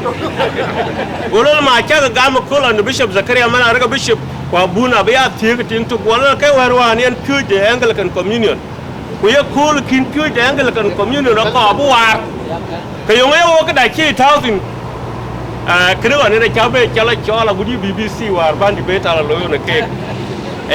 cái cái lối là khai ra cho cái cháu về cho ra Oxford cái Bishop lâu giờ lớn Zakaria cái này gam gì người đấy lối bu mốt bu ra thì cái đi hạt bị gam mà đi cái này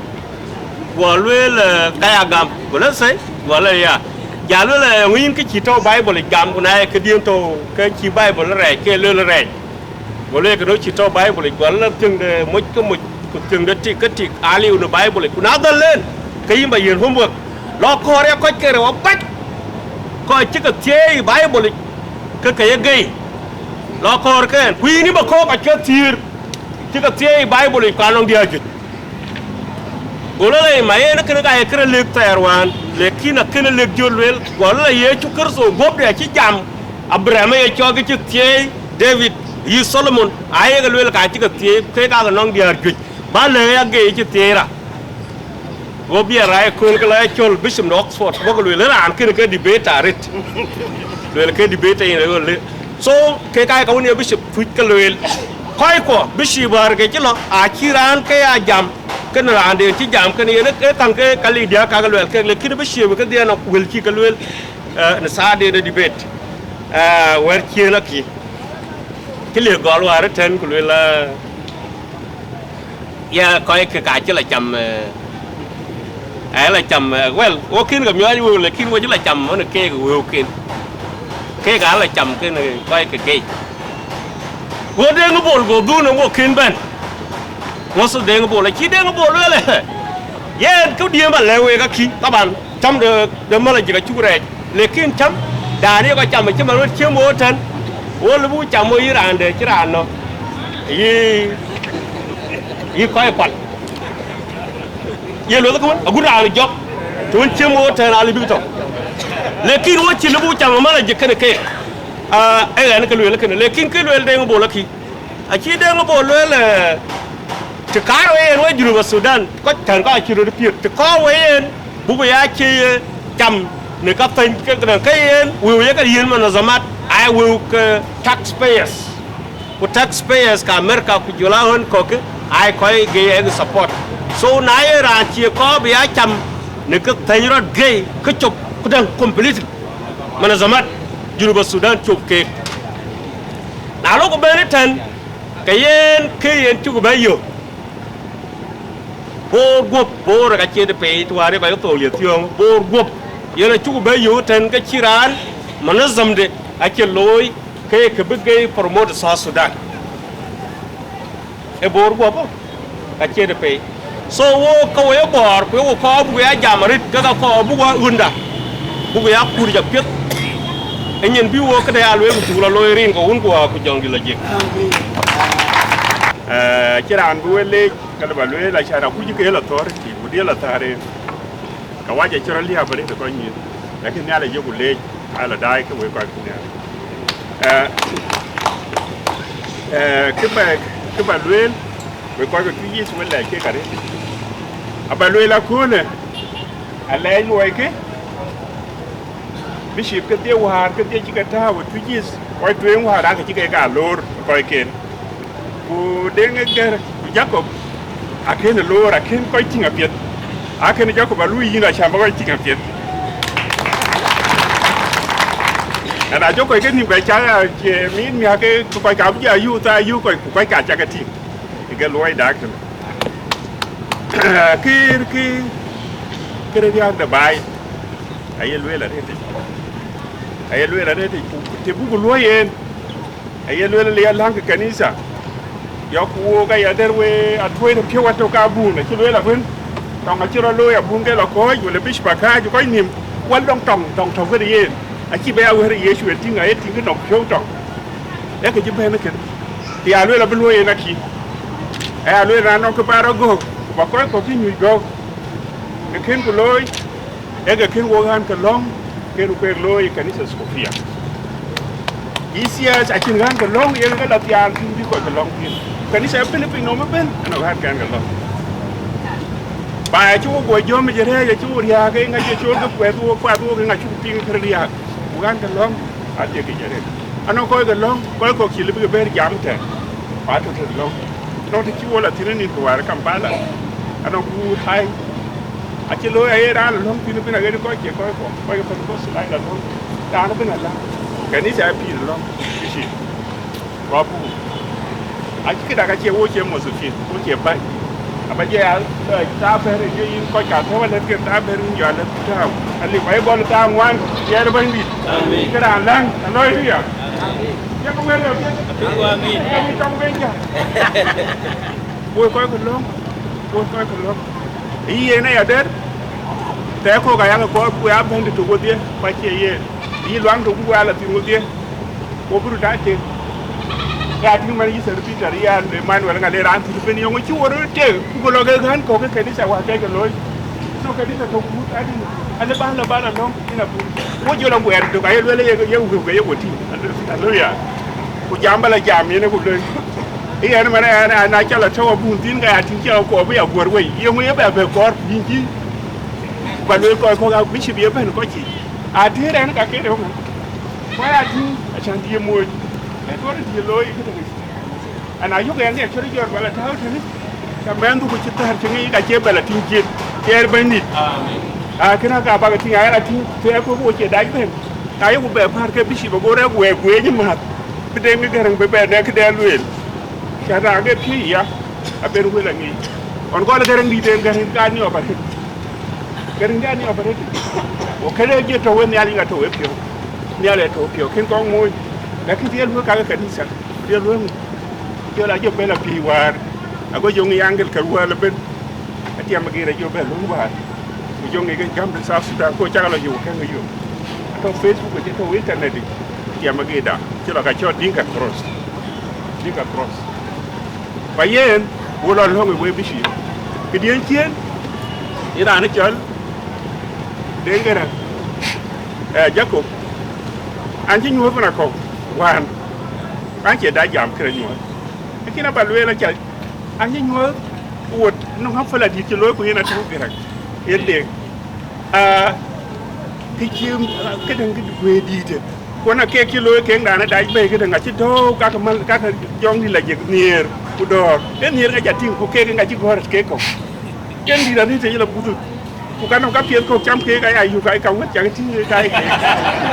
aja kai lihat baik itu ya biar ujo lu le lihat yen kau belum ya jauh bala England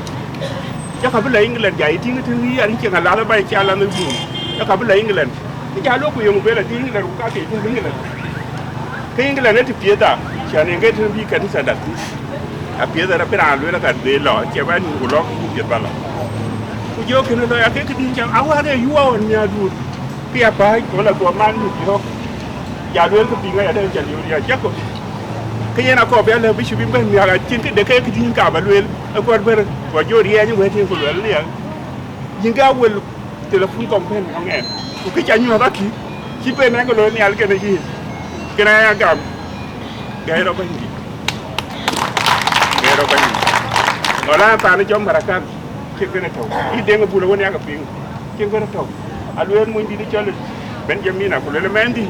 ni ja joro Congo Diocese ni ja ler ba na jola e parish to ko ti a jo ga ti to ko ti ni ala ja to ko de ni a ti na ses ko ti lo yen ko ka tin ka ju ti ko ko ko e yi jo e be yi ra ja ka li ko ka ju ke ju ko ko ri ni ko ko ro kai a ga li e go re de ju go ti ko bu le ti pe la le nom de na chat de ga ni ala anong ko ko mo no zamara le in America ko America jola ko ko ana lo mala kan ke jeng ke dien taw bo ya Bible le ja ya lu ya du ana we ko mo bala ni ki tu kwen ba du pio ku cha kan ku ya lo ngato ale ni ali ben na no ko ja lo mala kan ke education le ko Christian e te ko ben ku le yimbu ko ku a cha ba yimbu ku ke di ko ke ke di ba get ban secretary ba lo ko lan ni ali le mi ko be ke die ten ko isa ka le ke ka university apa na ko le ka ben ke die ku pie ke mi abe mi da gwala dingelin yang buga ye yuko no fen amara te kabra mi ali ko do na ta ko yi plan un jalwe ba lo ye yesu akiran ka ju yayi ka lo wa re ko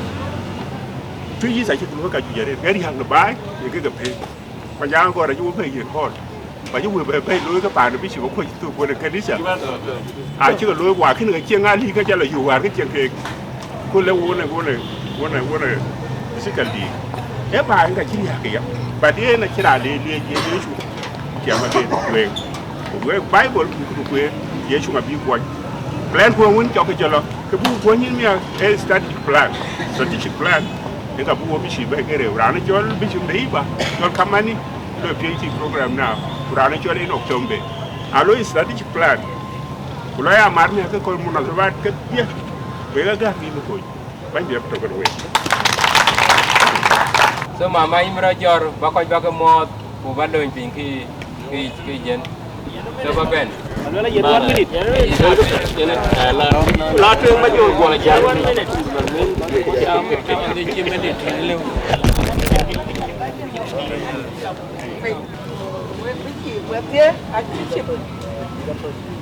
ya la bichim ya ki lori ya ku ne rin ya ti ma we ka yin ki ya lo ka ji ya ga ben wa ka ji rin ga ti jo lum ko ngora re to wen yo ne re to wa ngun ne re to ja ngun lo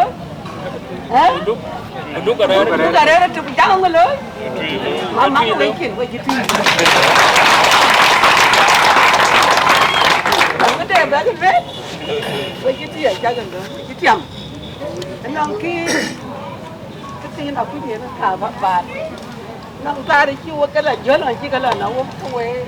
gần cái nhà rồi Awan le kita ayo le pecim guna yo go. Kira go boleh. Le dengan anak man kerajaan. Pengen kajong pura gayin aku le man kerajaan. Le man kerajaan ayo coba dia. Kacau kau berada. Kacau apa itu ada? Hah? Ayo pecim guna le kerajaan. Kacau kau berada. Yang kajong pura ya, wih ke kali, wih ke kakak jadi. Jual pieng. Kalau kerja, kalau pakai cahaya, ada jauh kuping, ada jauh kuping, ada jalan punya. Hasil dia ada tahu dia, mobil dong, oh macam dong sini apa wen. Yes, sure. Jadi itu ungu aku jong di lagi. Ada ini ya kau berdarah. Ini malah bagus ini ya sar. Kadang kita mana berian bet. Ya kami Jacob. Kena mat. Kena tiada belum. Kalau pun yang Jacob dengar ke ya pun jangan ngedeng. Pani cuci. Pakai ke nom tercem.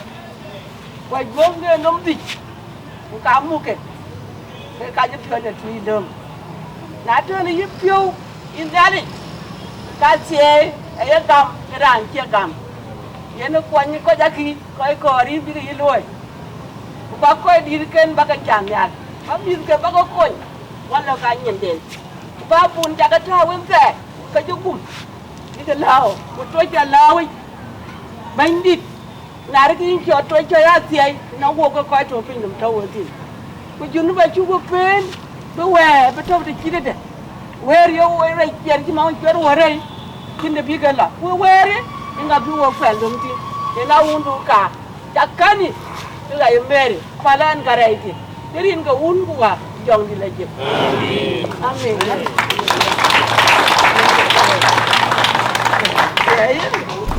Kena undu ni jadi apa?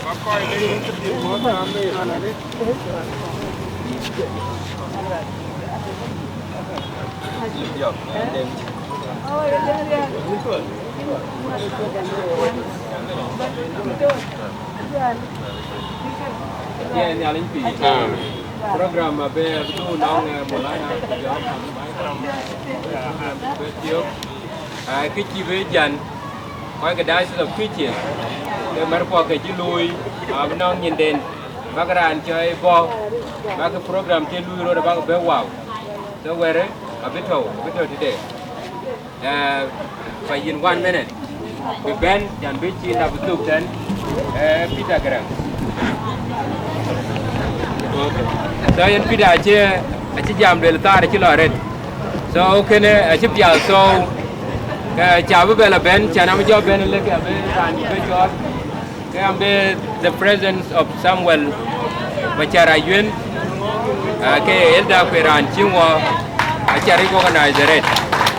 So kui na be ben achi be to ko ji na bdang minen de be chon.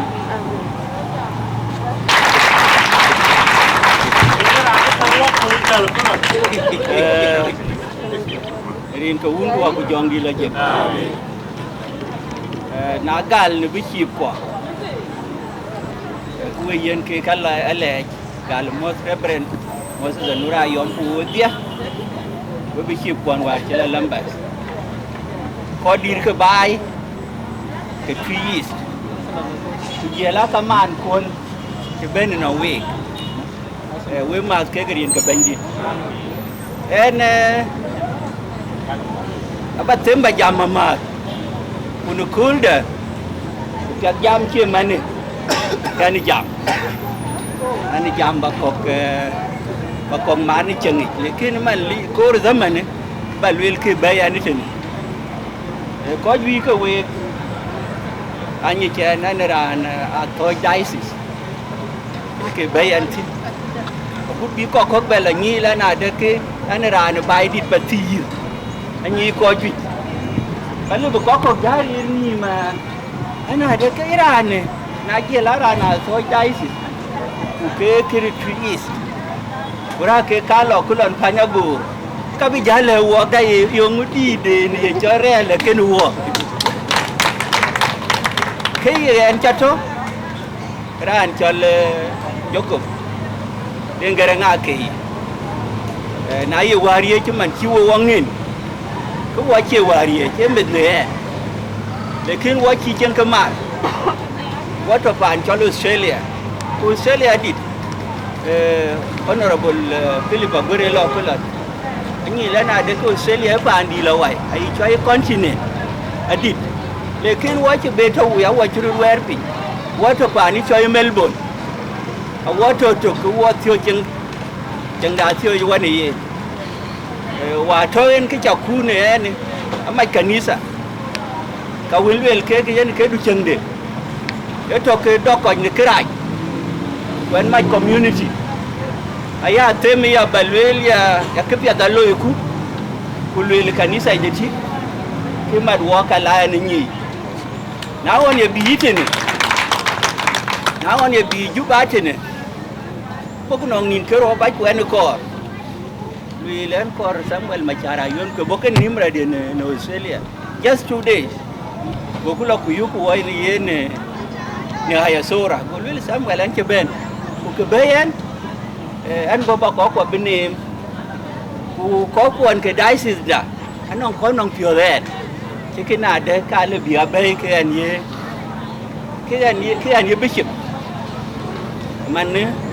anh cái đá giờ nó có quỷ cái nó có nhà đấy anh bà bên bà cái mu quỷ nó cái nhảy thì ni cái can ngồi thì nó à so in ba quanh nó ra nhỉ giờ là thì niệm lại cái rồi giờ yêu na để cả cái yêu nó nghe giờ lúc lên cor cái nó san yêu cái ngang nhé giờ cũng giờ là Samuel mà dùng điện mặt thiệt giờ cũng có wa cái gì này right away nó cool UK giờ lấy cái này anh sẽ in Samuel anh về anh nông phiếu bà coi nó cho để game gì nó có quá nào anh cái giờ cho giờ luôn là giờ bún à in cái chiếc cái rồi cho luôn nông có nông phiếu gì của thì nhiều in chia giờ một cái gì này của chú nó mới cái chiếu qua phía cái yêu qua căng rồi có thì ra là cũng giảm kia mấy cái này gì này bạn lấy về đấy rồi lấy là cái nào lấy mấy cái chi gì anh có tôi Australia chỉ giảm theo cái này giảm million phiếu giờ lấy là cái nào bên này của nhà cắt cái anh được qua giá lấy là ok và cái lấy về đấy là mấy cái coi in cái giảm nào để cái in cái liều nữa của in mệt chia mà ya luela ke wo kor ke chen wa cha di ti ya yuna ura luela ka ke yer kerani cha chang mabil ba nga ku ben ku ti ku luela ayina yuna ur ke chin wen ma bila re kinena choi ba le wud ke marir kirane ban wir ya luela ke ya tin ke di tol tu is chin kiem wai sin nurun ku yin met man chin luel ba mai hồi đi cái kiến bên cũng nói là các bạn tìm cái kiện thì cái bên là cái nón khen cái bè thi là nào để cái in giấc cũng chắc cái lôi các bạn cái lôi lấy cái này nhỉ cái rồi chỉ cái lôi là cái nào phải là anh ngor các bạn tìm là nào để có qua bạn cái tree có thời in the church nàng mệt chứ chứ mà nhé anh thì bây anh thì nó có má thế anh du changa duñ dia kan bu ko ja ba ko train in this church dani cho ye Twic diocese aban ko pioj ba ka bay nyal wer nyal bi ni apet ba development ba loy wo nyar ken na be loy ke pet ke Twic nga ci luy len ko pioj yo ke cho ke ya de mi ko tukul ko kanisa ka ke lo ko mi ko tukul na nong men ya ngin ke lew ko bi kanisa pioj ka bakui ka ke yin Jacob walking be you ku ka nga na ye yin ka ba ka loy na ken cha gol ne ke ka nya ya ba ka gol ku yin belui ba we ko ke bi ya ne ke ne wala ran fanya go elo ku yu ganye da ku le yin jorol gaj Samuel Machara yuen chobo ade chi dung we ka ke chingo ye le chobo na wa le angin ken chi la fanya go go la lum no ko kwon ka tek tuk e bel we man chen ben a chi bone ti Jacob Deng Garang dil ben ran din chol Moses Anura yom ke ran ke ran na a so diocese a ke nyin kwon we ni ke le la na de ke fal ku ke ai chola na de ke me chi twis a beranda toj wala ran ni mon patil be ma ke ne ke ran chirmane Jacob Deng Garang ke ran de twis ku ye monya bio e ke ne we ko a chi ko di ka nya le ja chi pyo ju ne e ne kul da na lang ba ya yo yen ke long yu we long we ko nyar bai ku nyar ke unity we long won nya le cheng dan chi cher ke me chi che yong chin wa me ti bu ya to ko wo tio ni chen na yu bu long ya ma ne ku pet ku yu long yu to ka che bi be lwel bi nga long ya bun ku wo ko che ke ni ke pyo da long nya le cheng dan chu la we re chi chen bai wa dol ye ne lwel na de ku wo ku chen yong chin wa me ti bu ya ja mu we to ku tin ku loy ku wo che nya le ja ti wo ku unity de panda greater jongule wala greater bor man yu wa yelwel abote de so we chakale we ko ke yina zaman ire yenga yo lotie shukran jazilan randi du wel pe chake lwel zaman da ci lore ti dida na ye tinga ya ka ci ka ce lan manin ba jam e bugu zaman da bugu tega go ku longa penyer ku bugu ko chin ko ju ci dung ai ko li re ti dida ku ganen ko kar ba ke pion yatok na ja in pion yatok ku ken gam jam ke pal aya waj ku ke chuol chi pin chuol wa yu nyar brane ben be jam wa lay de be gam ran twen bugu le deret e jorol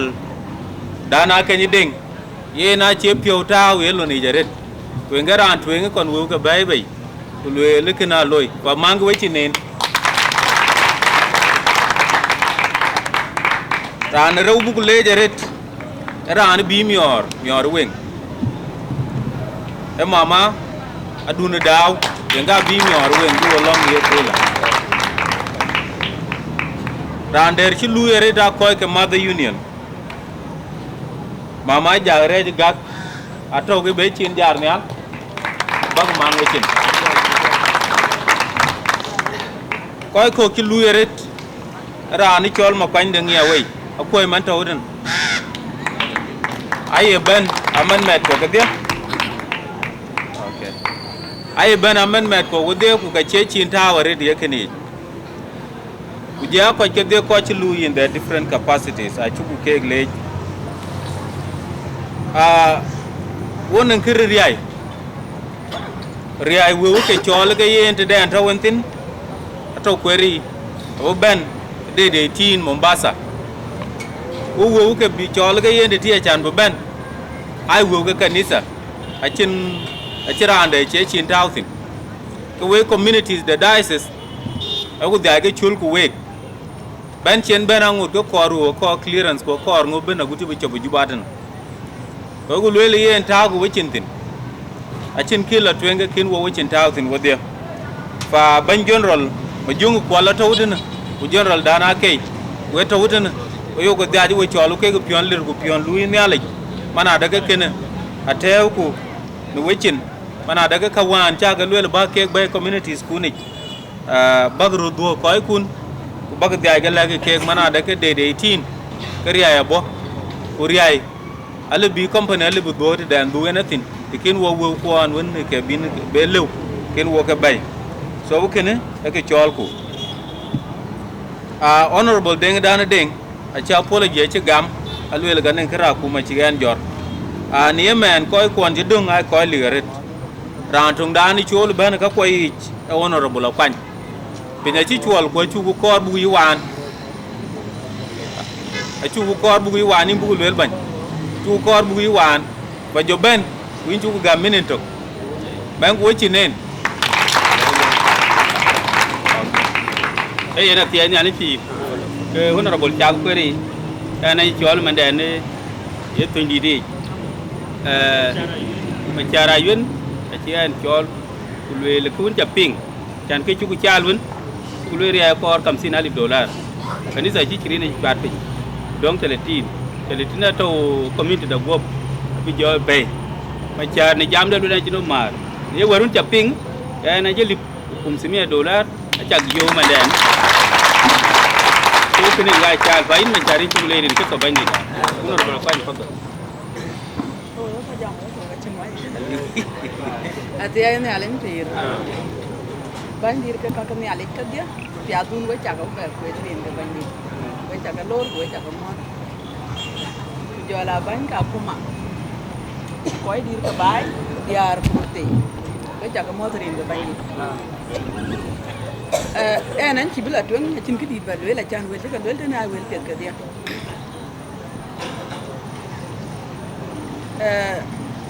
To du me wete ki wela tore ke pietare kan bai eran ci di tine ga yok ga loy wela win ci zakare ya ke ya tije ani ya ti pe ni tene ya pio ya ci ki jo ya ba ya ma le yiti ga mo jaki kan bin ya ngai na le yi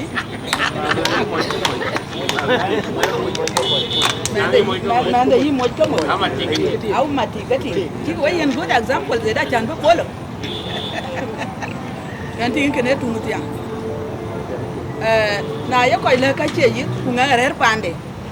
wa dor wo jawo ngi ka wajat ana lwe ku wo chi gola ku wo chi re yo ngi ne ko ile ka chi ka a cha ngi la lwe le ngi de ke ya bu we di lwe ka che ka chan da mana da wo we ko ke da ne cho le ke da Facebook amel na era ne ku de ne Ethiopia nu gi maliyen a ti ya tere ko chi ko ke ge ke ko ka ya ga tin ge ko ke ge ke ko to Facebook ge aya ga tin ni ni an ge ko ke ge tin ku yin an ko ke ge tin a chan ke lo ro ke ya ke lo tin ke ye ni ke ye ke wa la ke ni ke to ke ne Facebook e yang di lo wai alo ka che yi tin bran pande na la re jare bu we kuit belati ku yini rani ne nyam te du te chini ye dietin ye ne ka yin nyam ba ya ran tie ke ran tie diet pe ye chol Juba Sudan wele ye moñ bor wele ye moñ pi wele ye moñ bor wele ye moñ barkazan ke yin nyam rin ku ke jorin jo ka wer nyam cái bài wer này là coi cái chỉ cái tung coi cái gay shopping cái biga bela ket quen điều Facebook cái cha là cái ra này là cha ping qua cha này so again anh chỉ biết cái này cái cả bạn là cái wo ku ye coi bor du ku du be go ne ali be ku le wo kin ali ja kin ku ping we re alu la nyai ku to ale we ku ya bu lo dia wo ku le wo kin ali ja kin ku ping e wrong wo chini ale ja chugo ping kuni ale za to ni aro ke wo ping ye bu ku jo be ping mu di ke wo ping are ke ya ping ato gana kwa nyu kwa ra ja re na jo ya wo ke ko piel chen ko lai ke jo we chi ping di ko ya ping ana kwa nya to wan chi ne pa nda ne ye ya bor ku bor ku a chwe go ya long ku la ni ale ni wo ko ke da di ke ti di ke be la dai ko che go ya bor sa ko ko bé đấy coi như để bé thì nghe chỗ nào bố có cái bé là đây có cái mà này có kia ra chả quen các con ai bé thôi thì bà chỉ biết cái này số wo yên này ấy anh cái lăng ở chả này ràn mà chơi bò cái lăng anh cái lăng này số yên là bé luyện luyện là cái mà này cái này linh đó cái này linh trong cái cari của cái pin là chúng ta chỉ miêu cái pin gì vậy rin cái bánh gì ku ke pie dare wo de ko lir pio lo yi ka chi ke le yen jamda a yin ran to ran wenda we ran diocese yen ka bugu chol ban diktor a janga ko na tem a kweng nok ban yin cha chol ba community du ba jam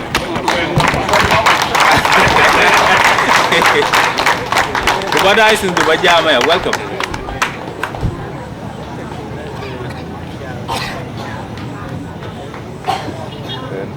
Narin ko unko abu jong di leje. Nin chale jaret raj. Koi di ka kan yalich. Koi di bon ko an nang miskla ya ro de. Bain dir ka ko na ka kan yalich wan chila Lambeth Diocese Kapan chol Twic bene ne yala tek diocese wer nyol diocese Kongor diocese Wangulay ya diocese wan yana bi dioceses ka Beben Twic is u bandi da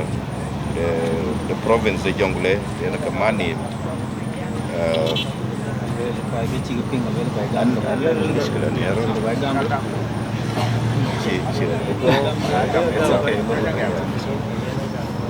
abatem baru Jordan kan yana mishkil fa penyusuan fa wewe chakle jaret waj bishop garang chale jaret ya ko jwe won ci ben ko dir ke Diocese of Twic we chalor an long dia chun kedit balwel jama chiro doy gol fi aliu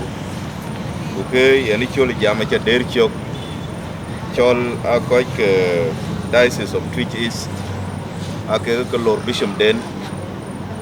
o jabang dir kwanwan ke kanisa chilo Lambeth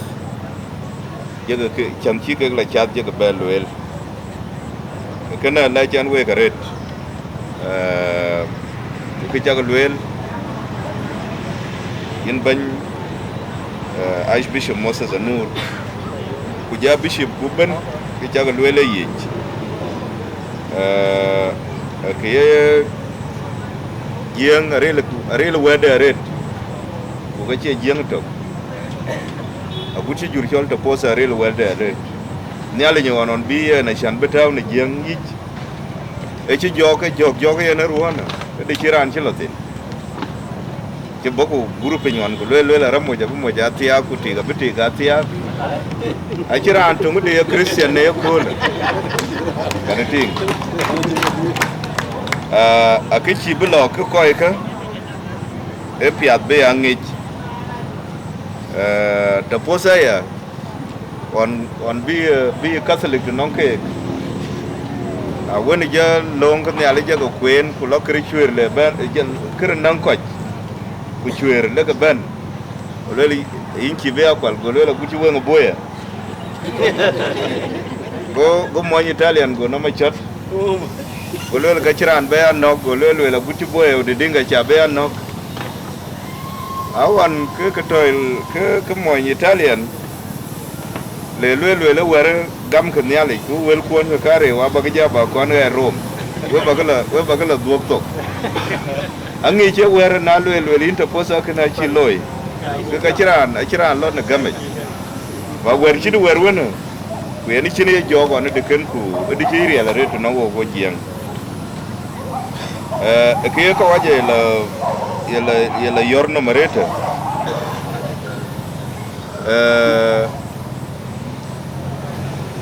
a chang ni alik a che ko chak ke ti ko moj una ye kul china chien ben nga chien ni alik chien ko la ban ni yen ka nang chang deng ko dal le la ben ta da kana ngi ko go ji nga che ka bi ka waje ben ko ben pioj anang ran deng ye cha ya te anang ting deng ye cha no yi che te na ku ji to ai cha kniar aniar moy ku ke moj ku kniar dior ki e dior ku kan nang ran deng chin ya lik ki ke ngien ko wai che cha ki ye ro e ti ku ke moj kana na sadang a cikin kanisa ake join to cikin ran ci cha aya wuci ya kim ci latem nang cái chol hormones lo ku tinga chaka manen che ke e ye cha mo yu ke itik lakin hormones ke ti ga di ne yo te len ben mi ay kiaran ti dir ga ting che mo ku mero te di hore ke lo ya di e kana ngi je ay bong wan to ko ta na a chen tin te chin ne ali koi wai ku ka che lwe ke yen long ne ali ja bo ke wote to ke ya ku ke tin jala bana na ye ke chang lwe ya ke ka minority ne ko chi jiran chi de kana ka chen mishkila ke tin chin ne ali koi wai kenen chang de kenen war chite de no ne luya ku ka che ke de general da na charan kenen ne ali cha ya because ke rodja loiman era no menga ya bu ja liong nom rani chiang ne ali ke ngite ke yatik ku ja lwe kan ke chol moj be kianye ye pio rani chiang ne ali te ke ye moj wa lwe ka be kianye ye pio wara bu gam be yati Ache anything to do with hormones, well genetics. It could be very at the point. For ye na piet, chaka nyentit na biok dun. We koi dire kagat nyalik. When all sense cathedral le chia buna chilwel. Achilwel iye ta chuwech. Yen mir pure red. And now on the cold talk. We have booked bank me piu ku ngwaj we piu ya ka coach ya ka nang ai chero to bila piet ko ilo tin che man chi onyu ju le bu loya di goran tok le ka bu wala sukar ya ka ben piu miel gora no go le ka bu wale miyo kiech nga ben piu miat a chira ante ko che jalo le kana ye gidi wo kwada de kala ting ka ju piu rai nyina u te ben jalo le nan lo ju pin bala pin ana lo pin ke le yo ke le ye chi lo yi ye nga ju piu cho piol a chen ke chiri ya ke piu go lo ye len won che lo yi te le bebe lo nin kare ku du piu du te den wan chini ya cha lwe ka weli miyo khie cha weli miyo khie chi kai a ngot ka nya a chi ka lui fa yen kana kien en cha loy we ko dire ka nya le che ka tie ki jare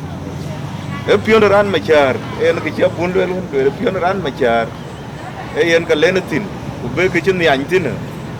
bela kor bela bebe ya che ke weli miyo khie a chi kon a che kra weli sukar ka chi kon e bela kor ke yen tin ya na ran pio kan fa pio du na pio dare ne nin ka lanu le we du Lambeth kanisa anchelo Emmanuel na kultuen anan ti ba tegwen All Saints Cathedral pio du na pio we cho ko ni pe bu ko du na abitiam kuna chaka yen yen kol dan kule iriel yen ben ko pok ko pok ko gam kara yung kaga ko pok ke te lein ke yo man ke khawaja ka pok ke zatu ke yi Catholic kana ke yen jam le ke Protestant ne ko le ku do ko tin zatu ka pok ke a ci cirkan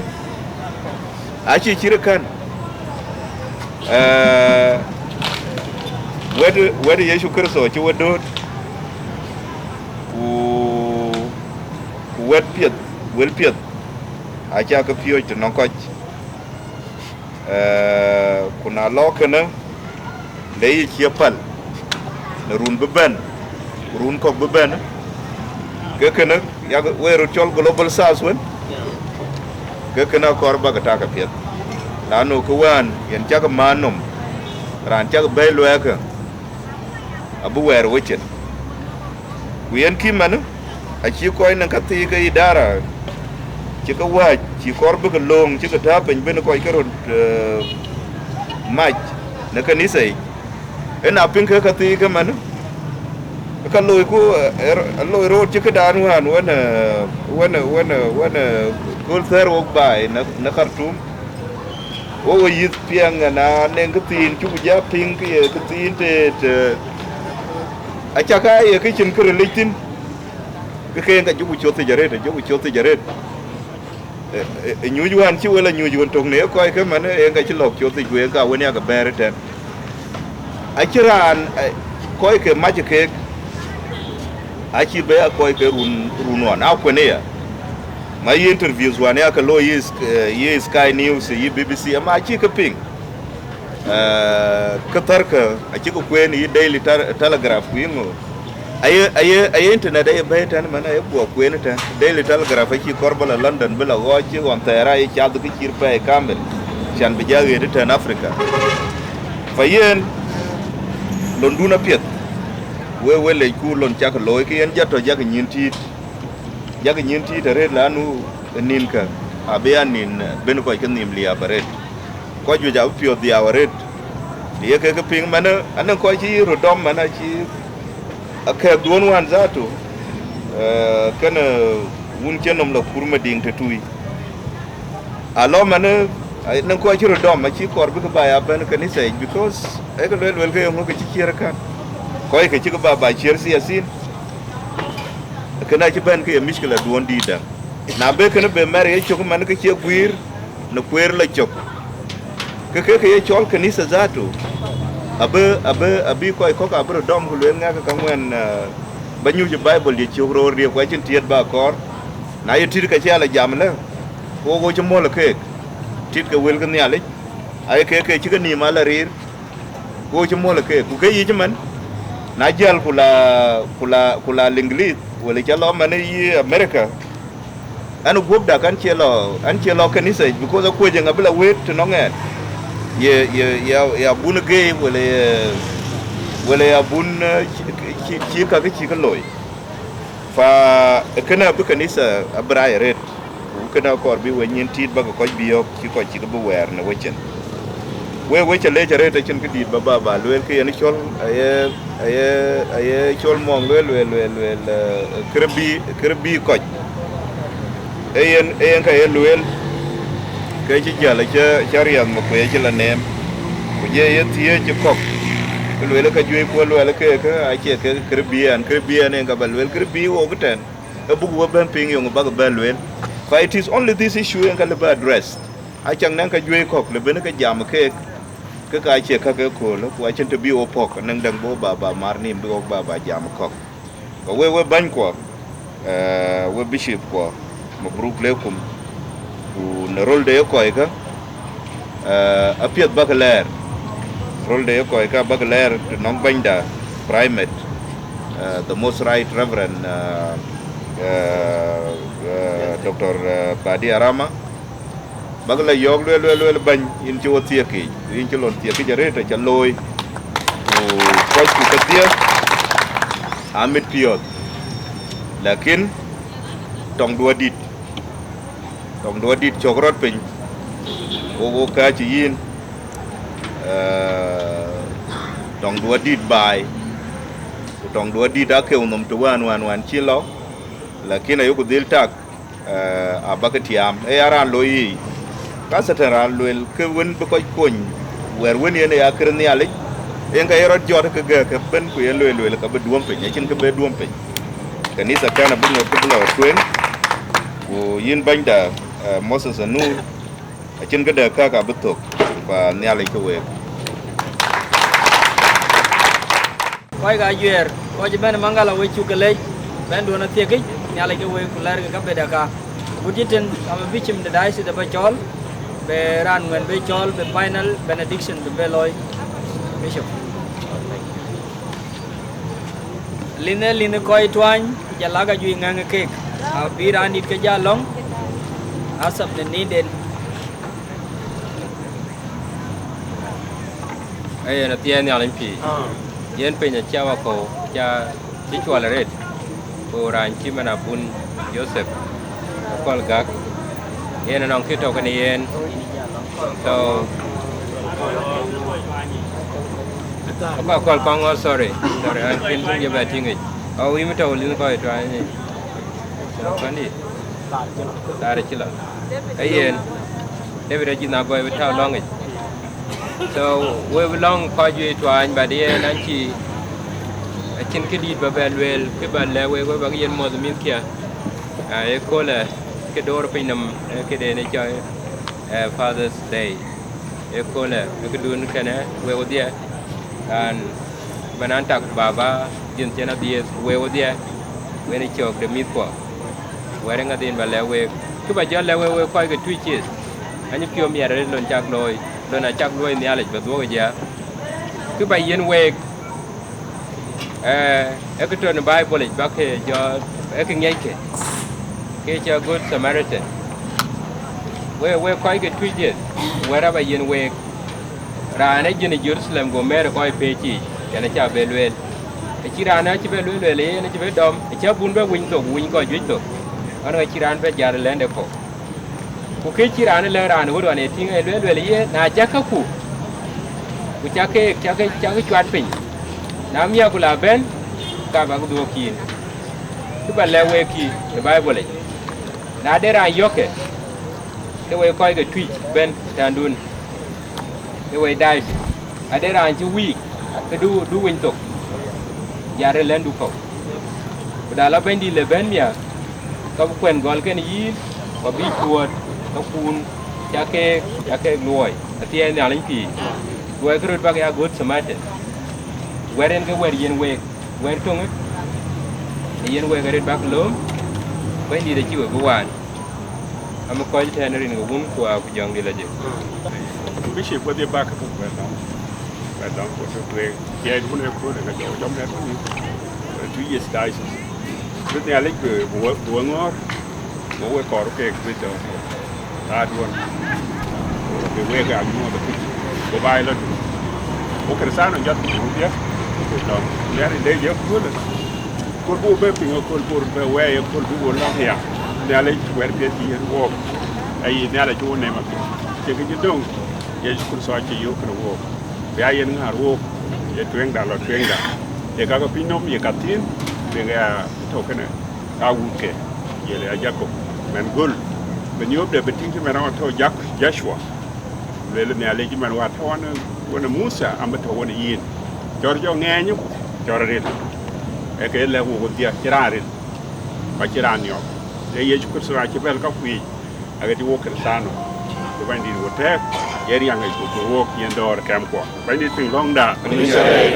chukule bandi de ko ja yen wo chukule ya cha ba den ja yen wo ka le wo yi ko pie de ben ga ya ta mi ya luel bandi de shwan ba to we ga ko ri ja ku je to ka pie yen ke ni ale bo lo mo ko wo ki jel ni ale to wono wo yen cha wo ka ta ke ko la na ke lo yi du no wo ke wo ja tem ga pie ja bo Lambeth we ga ki ga ba ben ten wo la na ke bandi ba to na ke biang ngodu yen ya kuti ko chieng ngor ngak biai dor yo ngot jare ni ale ke de die jongle province yen ke golin loy tin ba dia ke to bu ke tin yen ke awu ko ke lo ni ke pet bi ke dor bi ke be wi bi jam de ni ale ko real wedu lam re chu er wedu lam ba de ga chu ko er do dia bi chen ke de nyaai bi ai yen wo 20 wo ke tin ka ki to ko ko to ku mai ko kanisa la du nan ko ku ya tin ye ku so yo tin to o we ju ko le je ko ke wo la da bi to we no wo ni chen re ju ku kweri a ga kan le wo tin be to tin ni ju ngot so ngot are de kri dai bandi ba lo wo a le nga yin wi ke wo ke ko le si yes te ko ko ba ga be yin wo kai de piondo ping in wo ne ren ke ye ku so bandi da amen do ra ni ale wara na ben ni wa mu pio wona de tale ci ni ne ni da wenda ya shukr so bandi da ko ni de ya ba tiere ni al no riara ben un buwa jom ni laje abia to kan we ba we ga ci ni ne do amen do ra bandi ken we amen